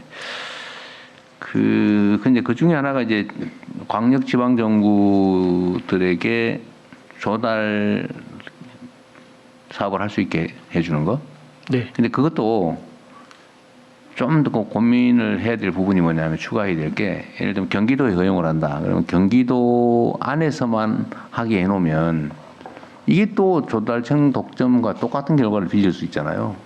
실질적 경쟁 체제를 도입할 방법을 좀 강구를 해주면 좋겠어요. 예를 들면 경기도가 만약에 그걸 하면 그 경기도 내에 있는 시군들은 경기도 거를 쓸 수도 있고 조달청을 쓸 수도 있고 저기 뭐 예를 들면 제주도가 하고 있으면 제주도 가서 조달을 할 수도 있고 이렇게 조달도 경쟁을 좀 시키면 좋겠어요. 지금 현재 그게 가능한가요? 시스템상? 설계하고 있는 네, 시스템상? 저희가 그 나라장터에 그 쇼핑몰 기능이 있기 때문에 네. 각 그 지방 정부에서 만약에 단가 계약을 체결하게 되면 그 부분을 공유해서 납품 요구를 할 수 있도록 조치를 할 수가 있습니다. 아니 내 말은 실질적으로 경기도가 조달을 독자적으로 시작하면 네, 경기도 내에 있는 시군들은 경기도 말고 딴 데 중앙정부 조달을 하든지 아니면 충남 조달에 가서 할 수도 있고 그렇게 만들었냐 아니냐 그 말이에요. 현재는 그 경기도하고 전북에 대해서만 시범적으로 적용하기 때문에 경기도 내하고 그다음에 전북 내하고는 아마 가능할 것 같습니다. 취지를 교차가 가능합니다. 그러니까 기능을 전북하고 지금 구현하면요. 두 개 하면 전북의 네. 장수구는 경기도에서도 할 수 있고 전북에서도 할 수 있고 중앙조달청에서도 할 수 있고 이렇게 돼 있냐 아니면 네, 그렇게 할 수 있습니다. 현재 예. 네. 그럼 됐고요. 그다음 두 번째는 이것도 뭐 전에 국무회의 때 한참 얘기했던 거긴 한데 하여튼 뭔가 기회를 주면 또 악용하는 사람들이 있잖아요, 그죠? 그 조달청 말고 지방에 해주면 또 거기서 또 이걸 좀 조달권을 이용해 가지고 부패를 저질 가능성이 있으니까 그 점들은 잘 감시 체계는 어떻게 만들었어요? 네, 그래서 저희가 그 부분은 이제 입법이 필요한 부분이라서 저희가 조달사업법 개정안하고 전자조달법 개정안하고 두 개를 지금 진행을 그랬어요? 하고 있고요. 네. 그래서 조달사업법은 지금 12월 4일 날 기재위에 통과가 됐고 전자조달법 개정안은 본회의까지 지금 통과가 됐습니다. 네, 잘하고 계시네. 지금 또 요새 논의되는 게 혁신조달, 그러니까 신제품 혁신조달을 좀 써줘라 정부가. 이건 좀 늘려야 되는 게 정부 방침인데 그죠? 이것도 뭐 악용되거나 이러지 않게 하는 장치들은 잘 좀 만드시고 또 그걸 너무 엄격하게 하면 혁신조달도 안 해버리니까 네, 그 균형을 잘 맞춰야 될 것 같아요. 그 다음에 저가 입찰, 지나친 저가 입찰 있잖아요. 네, 지나친 저가 입찰이 되지 않게 하는 것도 좀 연구를 해야 될 것 같아요. 그러니까 이게 너무 가격 경쟁 만능이다 보니까 이 부실한 업체들이 최근에 무슨 철도 관련해서 그런 얘기들이 얼핏 나오던데, 저 너무 저가에만 중점을 두지 않게, 그래도 괜찮은 게 있겠지만 그게 아니면 다른 기타 요소를 좀 감안했으면 좋겠고, 저는 조달에 있어서 저런 걸 좀 고려해 주시면 어떨까 싶어요. 뭐 정부 조달이야 그럴 수 있는 거니까. 이게 국내 기업들을 우대한 제품이냐, 아니면 그 소위 ESG 경영을 하는 기업 거냐, 또는 노동자나 계열 뭐 납품업체 등등에 대해서 가혹하게 하고 한 제품이냐, 아니면 선량하게 대우한 제품이냐, 이런 것들도 좀 평가 대상에 넣으면, 그런 거 있죠. 네, 그 최저가 문제는 현재 그 국가나 지방 계약에 있어가지고 최저가를 적용하는 경우는 거의 없습니다. 그래서 적격이라고 해서 이제 그 가격이랑 그 외에 실적 뭐 다른 요소들을 같이 평가를 해서 결정을 하게 되어 있고요. 대통령님 말씀하신 그 뭐 일자리 문제 또 노동자들 문제 이런 부분들은 현재 그 적격이라든지 아니면 종합심사낙찰제 이런 부분의 평가 요소들로 이미 반영이 되어 있습니다. 그리고 어쨌든 그런 점들을 좀 세밀하게 예, 좀 더 보완할 계속 부분이 체크를 해줘야 돼. 있습니다. 한번 제도를 만들면 또 그것도 적응해가지고 이상한 부작용이 생길 수가 있기 때문에 한번 뭔가 좋은 제도를 만들었다고 해도 방치하지 말고 끊임없이 체크를 해놔야 됩니다. 네, 끊임없이 ESG 보완하고. 부분이나 지금 그 환경 관련 부분은 저희가 특별하게 좀 보완이 필요한 부분이라서 신경을 쓰고 있습니다. 네. 그리고 이 조달 관련해서 부패나 이런 것들은 절대로 그냥 용납하면 안 됩니다. 예, 이게 국가의 제일 쉽게 부패하기 쉬운 영역이 이거거든요. 그리고 그 벌떼 입찰 있잖아요. 네, 그 가짜 페이퍼 컴퍼니 만들어 가지고 입찰하는 거. 네. 이거 어떻게 통제해요? 지금 저희가 공사 쪽하고 물품 쪽을 좀 나눠서 볼 수 있을 것 같은데요. 공사는 지금 페이퍼 컴퍼니들은 이제 저희가 그 등록 기준을 입찰을 본 이후에 저희가 실제 실사를 해서 그 페이퍼 컴퍼니를 걸러내는 방식으로 지금 기재부하고 협의해서 시범 사업을 하고 있습니다. 그리고 물품 쪽은 지금 브로커를 통한 공급 입찰이 좀 문제가 네. 되어 있어서요. 그 부분은 저희가 그 공급 확약서를 받는다든지 아니면 저희가 입찰 보증금 부과 대상을 별도로 분석을 해서 추려서 입찰 보증금을 부과를 하는 방식도 지금 같이 검토를 하고 있습니다. 이 벌떼 입찰이 이제 실질적 효과가 있으니까 가짜 페이퍼 컴퍼니를 잔뜩 만들어 가지고 행정력 낭비를 초래하고 부정부패 원인이 되는데, 그 벌떼 입찰하면 수수료 받고 넘기는 거 아니에요? 예, 그렇습니다. 그래서 이거를 막는 방법 중에 입찰을 할 때 입찰 보증금을 다 내게 하고, 예, 입찰이 낙찰이 된 데는 일단 계약 전에 이게 진짜 있는 회사인지를 전부 실질 조사를 한 다음에, 그게 가짜 페이퍼 컴퍼니면은 당연히 낙찰 취소하고 네, 입찰 보증금을 몰수하고 이렇게 할 수가 있거든요. 네, 그렇게 해야 됩니다. 네. 하고 있어요? 해야 된다고 예, 하죠. 좀 전에 말씀드린 것처럼 그 얘기예요? 공사는 지금 실태 조사를 저희가 시범 사업을 하고 있고요. 물품 쪽은 지금 입찰 보증금 부과를 비롯해서 저희가 지금 제도를 그러니까 바꾸고 있습니다. 그거를 전수조사를 인력을 투입해 전수조사를 하세요. 이게 네, 그 시장 질서를 훼손하는 거잖아요. 그리고 그걸 확실하게 한다는 확신이 들면은 그 페이퍼 컴퍼니 절대 안 하겠죠. 이것도 네. 역시 경기도에서 해봤더니 그 응찰 그 숫자가 확 줄더라고. 원래 뭐 300~400대 1 이러다가 확 줄어들더군요. 그 몇 번 조사했더니. 그래서 예. 방침을 명확하게 하고 초기에는 확실하게 다 전수 조사를 하도록 하십시오. 예, 인력은 행안부하고 좀 협의를 네, 해서 네. 좀 그런 방향으로 추진하겠습니다. 임시직이라도, 왜냐하면 나중에 다 정상화되면 안 할 거거든요. 네. 그 전 단계까지가 지금 너무 초기가 문제입니다.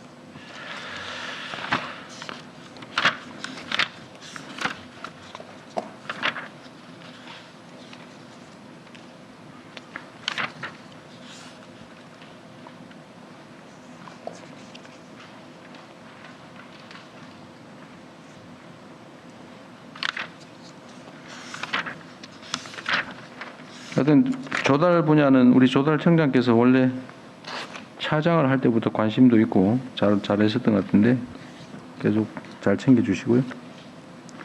이거 시간 없다고 빨리 끝내라고 막 그러는데.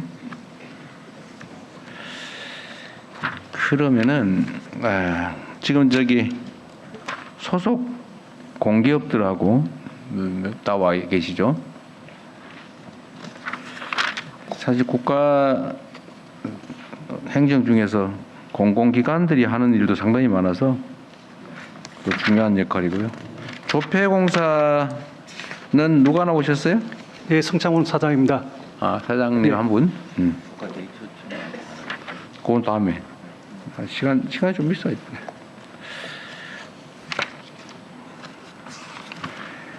여기는 정원이 1368명이군요. 여기는 뭐 특별한 현안이나 뭐 어려운 점은 없죠? 지금 화폐 소요가 줄어가지고 총 매출의 화폐 부분이 차지하는 부분이 한 20% 정도 됩니다. 옛날에 100%에서. 그리고 이제 여권이나 신분증 만드는 부분이 한 20% 정도 되고요. 나머지 60%는 화폐 만들 때 쓰는 위변조 기술이라든지 그리고 무궁화 대원장 만들었던 세공 기술 그리고 ICT를 통해 가지고 네. 지역 화폐 뭐 이런 신시장을 창출해 가지고 60%를 만들어내고 있습니다. 새로운 시장의 수익 사업들을 잘하고 계시다 그 말이시죠? 네. 잘하고 계십니다. 뭐 특별한 문제가 현안이 있는 건 아닌 것 같아요. 재정정보원 300명이 있는 데고 원장님 오셨어요? 예, 원장입니다. 재정정보원도 뭐 특별한 현안들은 없어 보이는데 재정 업무에 AI를 적용해서 재정 업무를 효율화해야 되겠다. 네, 네. 열심히 하고 있습니다. 어쨌든 일반 국민들이 쉽게 이해할 수 있게 좀 해주세요. 예, 특별히 내년도 중점 과제로 추진하겠습니다. 네. 국고보조금의 디지털 화폐를 시범 도입하려고 그런다. 그런 게. 예. 네. 한국수출입은행은 여기도 0.25명, 0.53명 있는데 의무는 다 똑같은 거죠? 해소가 된 거죠? 자, 수출입은행은 하는 일이 많죠? 네, 우리 행장님이세요? 네, 그 한 달 됐습니다. 한 달 됐어요? 네, 그렇습니다. 아, 내부에서 승진하셨다는 그분이시. 네, 그렇습니다. 그래요. 열심히 잘해주시기 바랍니다. 네, 글로벌 사우스 수출시장 개척 그리고 ODA에 관련해서 EDCF를 여기서 만든 거죠. 네, 실행 기관으로 있습니다. 네. 스크린을 잘 하셔야 될 것 같아요. 앞으로 투명하게 잘하도록 하겠습니다. 네. 누가 시킨다고 억지로 하지 마세요. 네, 네. 뭐 문제잖아요. 알겠습니다. 공정하게, 투명하게 원칙에 따라서. 네,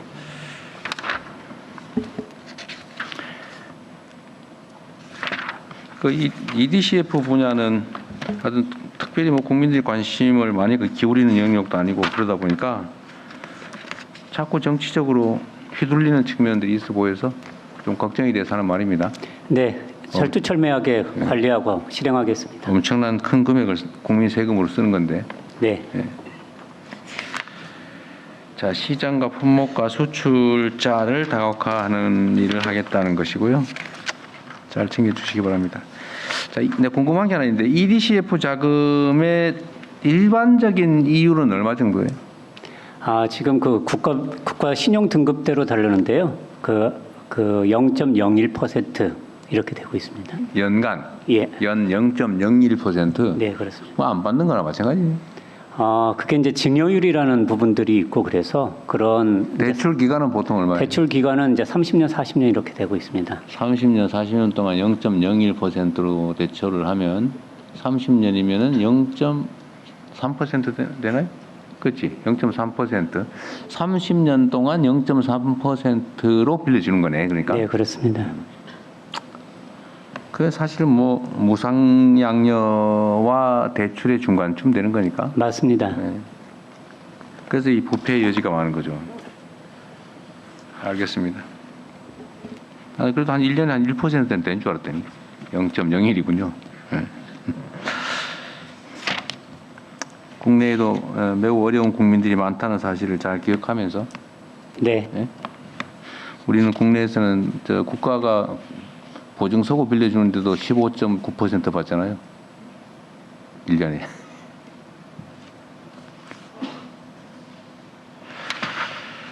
그러니까 아까운 돈이다 그 말이죠.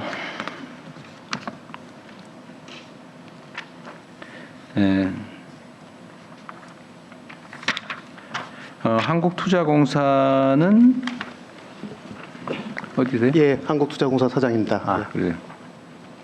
여기도 인원이 한 300명쯤 되고 이게 지금 좀 크게 제대로 하면 소위 말하는 국부 펀드가 될 텐데 지금은 되게 규모가 크지 않죠. 지금 현재는 운용 자산이 2,300억 불 정도 됩니다. 2,300억 한 340조 그 정도 됩니다. 꽤 되네요. 예. 투자 수익률은 어느 정도예요? 금년에는 조금 양호한 편이라 두 자리 숫자를 하고 있고요. 현재 11월까지 한 13% 정도 10년 됩니다. 평균으로 하면 10년 평균으로는 한 6% 정도입니다. 뭐 낮지 않네요. 예. 국민연금하고 경쟁하면 어느 정도예요? 그 연금이랑 이제 연금은 원화로 하다 보니까 원달러 환율에 좀 아니, 어떤 쪽이 더 변동이 수익률이 있고 높냐, 그리고 그 국내 주식 투자가 이제 돼 있고 저희는 해외만 돼 있어서 해외로 달러로 하면 상당히 비슷합니다. 아, 비슷해요? 예. 알겠습니다. 지금 투자공사는 외환 보유액의 운영을 위탁받아 있다 그 말이에요. 예, 맞습니다.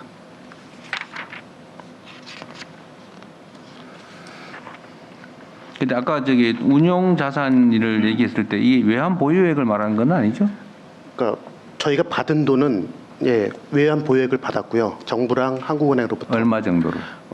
원금은 한국은행으로부터 300억 불, 그리고 기획재정부로부터 한 880억 불. 그래서 총 1,180억 불 정도 받아서 그걸 늘리고 지금 늘려서 한 2,300억 불. 그래서 한 2배 정도 알겠습니다. 늘어났습니다. 여기는 해외 투자를 하니까 별로 국내에 뭐 사라, 이거 팔아라 이런 압력은 좀 적겠네요. 예, 국내 투자는 안 하고 있는데 대신에 저희가 이제 국내 기업들이 해외 M&A 할 때는 저희도 그 지원하는 의미에서 전략적 투자로 같이 들어가려고 하고 있습니다. 뉴욕의 설명회를 그때 여기서 주최를 해주셨군요.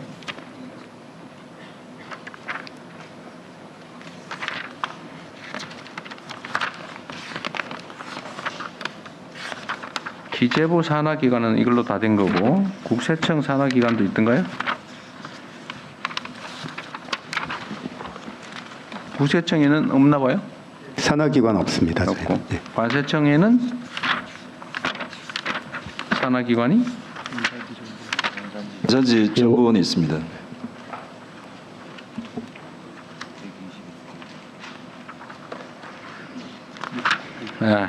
원산지 정보원 이런 게 있군요. 여기는 원장님? 네, 여기 있습니다. 어디 계세요? 네. 여기는 직원이 54명이네요. 네.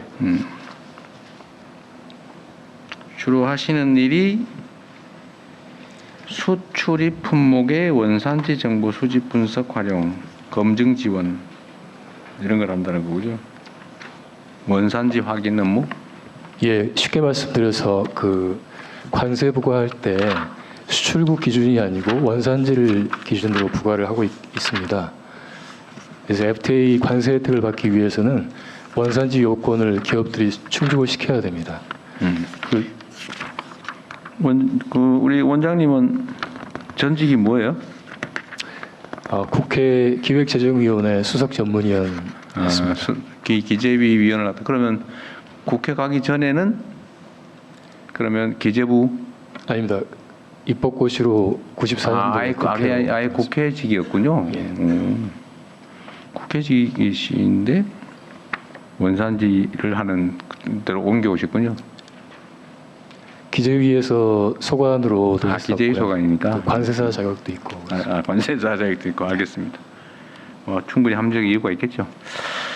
자, 조달청에는 소속 기관이 없죠? 네, 없습니다. 네. 국가데이터처 오늘 요까지 하기로 했죠. 요 지금까지 진행된 거 관련해서 우리 총리님이나 뭐 혹시 다른 기관들도 의문이나 질문 있으면 하시고 또 이 하고 싶은 말씀 있으면 하세요. 우리 기재부 장관님이 설명이 충분치 않다 이렇게 생각되면 추가해도 괜찮습니다.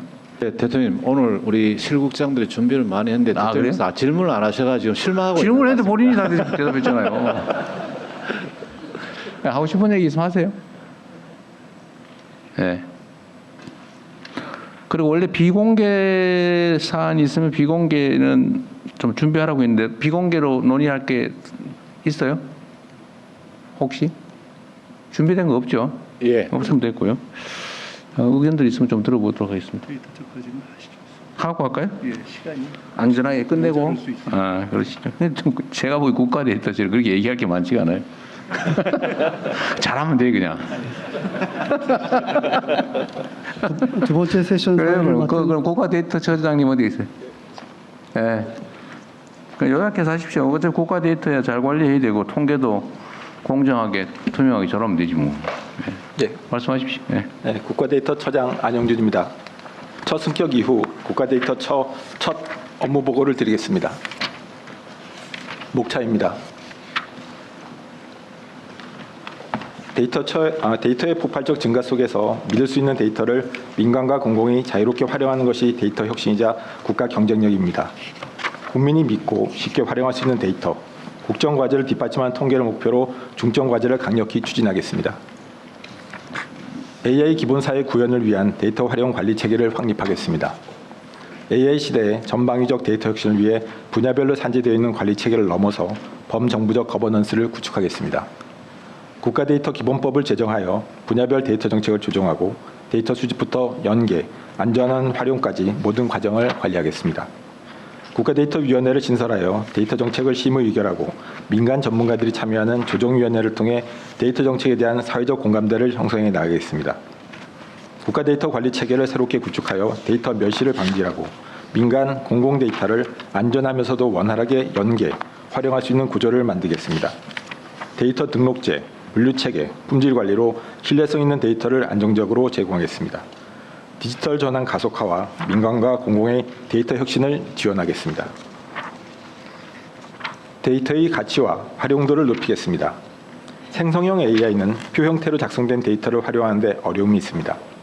AI가 통계 데이터를 바로 읽고 해석할 수 있도록 데이터의 정의, 해석 방법과 탐색 경로를 함께 제공하는 AI 친화적 메타데이터를 구축하겠습니다. 데이터 분석에 특화된 AI를 활용한 연계 분석으로 데이터 가치를 극대화하겠습니다. 소득이동, 자살, 사회보장 등 경제, 사회 데이터를 연계한 융합 데이터를 본격 개발하여 민생과 경제 상황을 정밀하게 분석하고 국정 현안 대응을 지원하겠습니다. 데이터를 정책의 속도와 품질을 높이는 자산으로 만들어 나가겠습니다.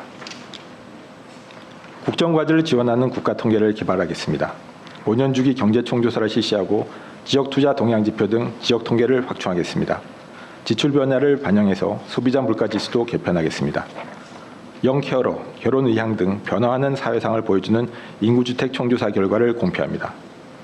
자산 반영 소득 분배 지표 및 다차원 불평등 지수, 디지털 플랫폼 고용 등 불평등과 새로운 고용 형태의 측정을 추진하겠습니다. 자살 통계와 소득 이동 통계를 개선하고 행정리별 생활 기반 통계 지도를 서비스하겠습니다. 국가데이터처는 국민이 체감하는 변화를 만들기 위해 AI 기본사회 구현을 위한 데이터 혁신을 속도감 있게 추진하고 완성도를 더하겠습니다. 보고를 마치겠습니다. 네. 준비도 아주 잘하셨고 앞으로 잘하면 될 일이라서 저는 특별히 더 추가로 코멘트할 건 없습니다. 근데 이게 데이터의 중요성이 지금 소위 인공지능 사회의 핵심은 데이터라고 말할 정도로 중요해졌는데 어떤 양질의 데이터로 만들어서 잘 활용될 수 있게 하는 게 중요할 것 같아요. 그리고 맨날 얘기되는 건데 지금 정부 공문서 네. 이게 지금 데이터로는 가장 양질의 데이터라는 거 아니에요? 그렇습니다. 근데 지금 우리가 아래 한글로 대부분 문서를 작성하고 거기다 온갖 오묘한 테크닉을 발휘해가지고 기계가 못 읽는다는 거 아닙니까? 그렇습니다. 그거 어떻게 해결할 거예요? 지금 일단 그 AI가 읽을 수 있도록 표준화를 유지해야 되고요. 그 아래 한글을 이제 PDF 파일로 기본적으로 만들어서 머신 리더블로 해서 저희가 준비할 생각입니다. 특히 지난 2주 전에 총리님 주재로 하셨던 과기장관 회의에 제가 의견을 낸 적이 있는데 지금 각 부처가 부처별로 폐쇄된 AI를 지금 도입을 할 겁니다. 내년부터. 근데 그때 제일 중요한 것이 처음에 입구 관리를 잘해야 됩니다. 데이터가 많지 않을 때는 품질이 중요합니다. 품질이 좋은 데이터들을 각 부처가 처음부터 신경 써서 학습을 시킬 수 있도록 지원해 나가겠습니다. 하여튼 이 데이터의 활용 가능성을 높이는 거, 또 접근 가능성을 높이는 거, 이게 지금 앞으로 우리 인공지능 사회의 핵심일 것 같아요. 네. 아래 한글 문제를 어떻게 할 거냐. 그 PDF 파일로 변환을 하면 다 읽을 수 있어요? PDF 파일도 일반적인 거는 PDF 파일로 하면 다 읽히는데요. 좀 불투명한 경우에는 그런 PDF 파일로 읽히지 않습니다. 그래서 그런 경우에는 PDF 파일을 다시 또 다른 형태로 또 변환을 해야 됩니다. 기술적으로 뭐 그런 것도 기술이 사람 손으로 할 수는 없고 이제는 그렇습니다. 충분히 기술을 활용하면 방법은 있겠죠. 그거 잘 찾아주시고요. 그렇게 하겠습니다. 그 한국통계정보원 원장님, 여기는 정원이 170명인데 94명밖에 없는데 이유가 뭔가요? 이번 그러니까 원래 좀 많이 잡아놨다고 합니다. 원래 많이 잡아놨던 거예요? 이거 언제 만든 거예요? 2011년입니다. 2011년에 지금 이제 이거는 통계청이 있을 때 원 데이터를 관리하기 위해서 만든 외부 조직 같아요, 그죠? 그렇진 않고요. 지금 통계정보원이 만들어진 배경은 이제 그 데이터를 통합해서 관리하고 서비스하는 요구가 많았는데 중앙행정기관의 특성상 인력 예산 제약이 있으니까 어떤 그 별도의 기관을 만들어서 데이터를 통합 관리하기 위해서 해놓은 거잖아요, 그죠? 네, 이게 결국은 데이터처의 본질적 업무의 한 부분 아니에요?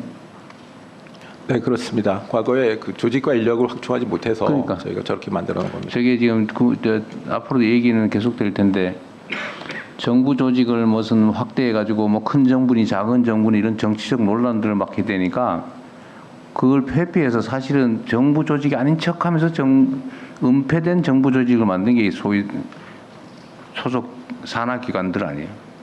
이런 게 대표적이죠.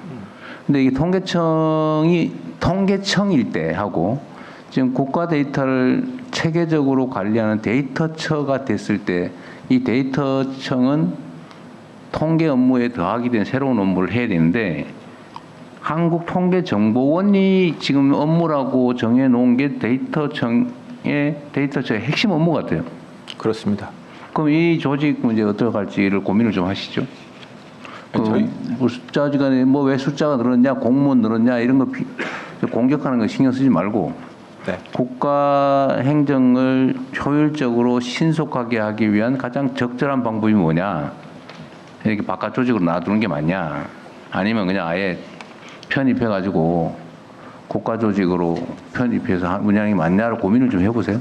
예, 대통령님 저희가 그 업무 보고 자료도 있는데요. 있어요? 예, 저희가 데이터 기본법을 만들면서 데이터 업무를 이제 전체적으로 늘리면서 이 데이터 정보원을 그 법하에 있는 산하기관으로 법상기관으로 지금 만들려고 준비를 하고 있습니다. 산하기관으로? 법상에 있는 지금은 사실은 그냥 민법상 재단법인이거든요. 그래요? 예산은 어떻게 하고 있어요, 이거? 그래서 예산을 주질 않고 저희가 용역을 하면 용역을 받아서 지금 용역비를 주고 연구를 하는 형태로. 네, 그러니까 국가 데이터처를 중심으로 정보화 사업을 발주해서 그것으로 이제 기관 운영비를 마련하고 있습니다. 진짜 연구를 하는 거예요, 운영을 하는 거예요? 지금은 제가 말씀드리겠습니다. 연구가 아니고요. 저희가 하고 있는 통계를 만들면 그 밑에 마이크로 데이터가 있습니다. 마이크로 데이터를 관리하고 그래서 민간에서 요청할 때 마이크로 데이터를 제공하고 또 전산 서비스를 저희가 담당하고 이러고 있습니다. 하여튼 뭐 그런 의문이 좀 드는데 합리적인 해결 방법을 좀 찾아보시죠. 그럼 통합하는 게 능사는 아니다 그 말이죠? 예, 저희 통합보다는 그 법상에 소속 기관으로 특수법인으로 소속 기관으로 만들어서 예산을 편성해서 예산 편성할 운영하는 수 게 있도록. 맞겠다. 예. 지금처럼 뭐 용역 계약 형태로 하지 말고. 그렇습니다. 안정적으로 관리하고 네. 있습니다. 가장 최적의 방안을 만들어 보십시오. 그러면 일단 여기까지 하고 이제 혹시 하실 거 있으면 하십시오. 그리고 우리 기재부 실국장님들 준비 많이 했다는데 하실 말씀 있으면 하세요. 물어봤다고 치고. 진짜 하세요. 왜냐하면 실무 책임자의 의견이 중요하죠. 아니, 진짜로 꼭 하실 말씀이 있으면 손 들고 말씀하시는 게 좋을 것 같은데 누구? 기재부 장관께서 다 해버려가지고. 대통령 원래 하락하면 안 합니다. 그래서 우리 재정차관보가 최근에 오늘 국부 중에서요. 지금 국유재산이 한 1,300조가 넘습니다. 그래서 저희들은 이 국유재산을 좀 효율적으로 관리하면은 뭐 여기서 1%만 하도 1조 3천억 정도가 수익이 생길 수 있지 않느냐. 그래서 이런 부분까지도 좀 감안하고요. 그다음에 국채가 앞으로 계속 100조 이상씩 늘어나게 됩니다. 지금 한 1,160조 정도가 되는데 이 국채도 이제 그냥 내버려 두는 게 아니고 어떤 거는 듀레이션이라고 해서 만기도 조정을 하고 또 어떤 경우는 또 공사채나 이런 공사채 발행도 늘어나기 때문에 이런 이제 조정도 좀 하고 이렇게 해서 아마 그런 기능을 좀 강화하려고 합니다. 그런 거에 관한 의견을 차관보가 얘기를 하겠다라고 소개해 준 거죠 지금. 네네. 빨리 하세요. 빨리 준비된 대로 얘기 좀 하십시오. 준비한 게 있는 모양인데.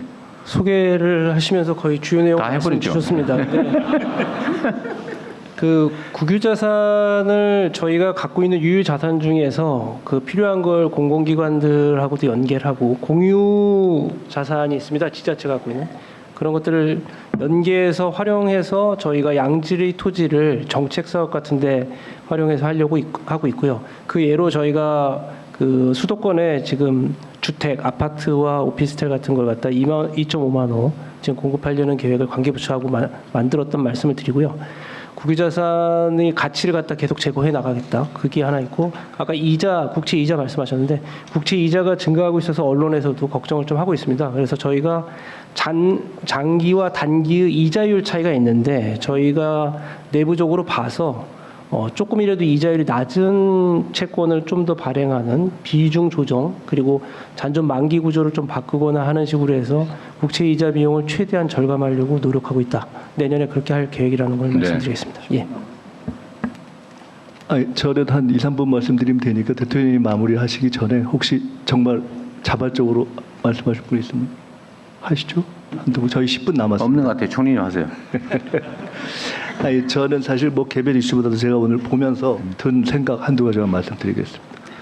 오늘 이거를 우리가 왜 할까? 오늘 자리에 제일 큰 의미가 뭘까를 저희가 좀 정리를 해봤으면 좋겠습니다. 사실은 새 정부 출범하고 대통령님께서 경제 전체 방향을 잡으신 이후에 국내외 정책을 쓰고 또 지금 꼼꼼히 챙기셔가지고 사실 반등하고 있는 거 아닙니까? 그런데 이제 내년이면은 진짜 본격적으로 저희가 뛰어야 할 시점이기 때문에 오늘 이 자리의 의미를 좀 점검하는 것이 필요하겠다. 여러 가지 개별 이슈를 쭉 말씀 주셨는데 저는 말씀 들으면서 내년에 정말 우리가 지금 대통령께서 정치는 국민이 한다 이런 입장을 원래 갖고 계신데 경제도 국민이 결국은 하는 것이 아니냐라는 관점에서 사실 우리가 국민과 함께 생중계를 하면서 이걸 하는 것이 아닌가. 그래서 쭉 지적하신 내용들에 있어서 디테일도 중요하지만 그 원리를 우리가 같이 공유하면 좋겠다는 생각이 듭니다. 뭐 다는 아니겠지만 예를 들어 이런 거죠. 첫째로 현장을 챙겨라. 현장에서 확인돼야 된다는 얘기를 사실 일관되게 지금 오늘 하신 겁니다. 각 부처에서 정책이 있지만 현장에서 확인해야 된다. 두 번째로 리스크 관리를 미리 해야 된다. 오늘 각각의 사안도 있지만 저희가 크게 봐서는 뭐 환율 문제부터 위기산업 문제부터 이런 것이 있는 거 아닙니까? 그래서 각 부처가 사실 국회에 있을 때 저희가 보면 정부의 경제부처는 늘 좋게 얘기하게 되는 관성이라는 게 있지 않습니까? 그래서 그런 레디팀 역할을 스스로 해주셨으면 좋겠다는 생각이 있고 세 번째는 더 투명하게 해라. 예산 같은 거 더 공개하면서 지금 하자는 그런 말씀 아니겠어요? 네 번째는 일이 되게 해라. 지금 속도가 계속 강조되는데 저도 지금 이 회의하면서 반성을 했는데 속도가 중요하고 또 하나는 우리 대통령님 늘 말씀하실 때 꼭 신경 쓰셔야 돼요. 인력을 일이 되게 하는 차원에서 너무 얽매이지 말고 일이 되게 인력을 쓰자는 사실 거거든요.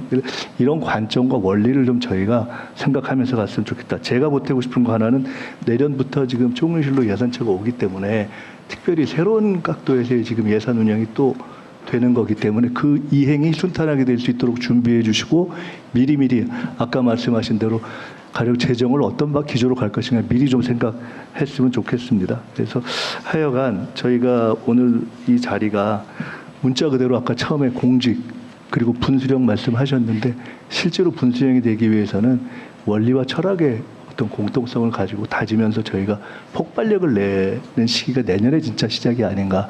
6개월 동안의 위기 극복 이제 막 걷어나고 있기 때문에 제일 처음 시작을 구유철 우리 부처님께서 시작하신 것도 그런 의미가 아닐까 싶어서요. 저희가 오늘은 전체 국가 경제, 국가적 제의 가장 기본인 경제, 민생 부분의 원리를 함께 좀 다지고 우리 모두가 그런 기조로 뛰었으면 좋겠다. 그런 말씀드립니다.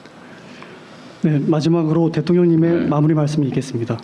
제가 마지막에 얘기하기 전에 아까 그 차관보님 국유재산 관리를 좀 효율적으로 하겠다 그 말씀하신 거잖아요. 네. 지금 국유재산 관리 부서가 있겠죠? 예. 그 어디예요? 기재부가 총괄 부서를 하고 있고요. 각 부처들이 특별하게나 각 부처가 행정기관으로서 갖고 있는 행정청사는 각자 뭐 행정청사예요. 행정재산이야 각 관할 부처가 하면 되는데 행정재산 아닌 그 뭐라 일반재산이라고 합니까? 예, 맞습니다. 잡종재산이라고요? 예, 일반재산. 네, 일반재산의 관리 권한은 기재부가 가지고 있는 거죠. 행정재산은 뭐 매각을 하거나 마음대로 활용할 수 없는 거니까. 예, 저희가 총괄하고 있습니다. 근데 비중이 굉장히 작습니다. 한 2.3% 정도밖에. 예. 지금 1,300조 자산 얘기하는 것은 뭐 시청, 청사 뭐 이런 거 다 포함해서 하는 얘기죠? 네, 다 포함된 개념. 근데 쓸만한 땅은 다 팔아먹은 거 아니에요 지금? 저희 그 물납으로 들어오는 토지 같은 게 있지 않습니까? 세금을 못 내서 그래서 뭐 연립주택 이런 것들도 들어오고 아주 부정형 땅도 들어오고 하는데요. 그런 것들은 원래 예전에도 조금씩은 관리도 힘드니까 매각을 해서 원래 세금 대신 이렇게 앞으로는 상장 주식도 상속세 납부 방법으로 해주려고 하고 있는 거잖아요 지금. 검토 비상장인데요. 검토 세제시라고 지금 하고 있습니다. 상장 재산은 원래 예, 근데 거기까지 지난번에 건의도 들어오고 그래서요. 전반적으로는 안 되는데 예, 검토하고 있습니다. 비상장은 좀 그렇지. 비상장은 이미 하고 있고요. 예. 이미 하고 있고요. 근데 상장은 안 해주고 비상장은 해주고 그거 뭐예요? 상장은 주식을 쉽게 팔 수 있으니까 현금화해서 팔아서 현금으로 내라. 예, 그런 취지인데요. 또 그 나름대로 그 금액이 크고 그러면 또 의미가 있어서 그것도 현황적으로 검토하고 있습니다. 네, 그것도 아마 앞으로 좀 늘어날 것 같은데 제가 말 끝내기 전에요. 우리 비서실장도 고향 왔는데 한 말씀 하시지. 훈시경 땅 산 거 아니요?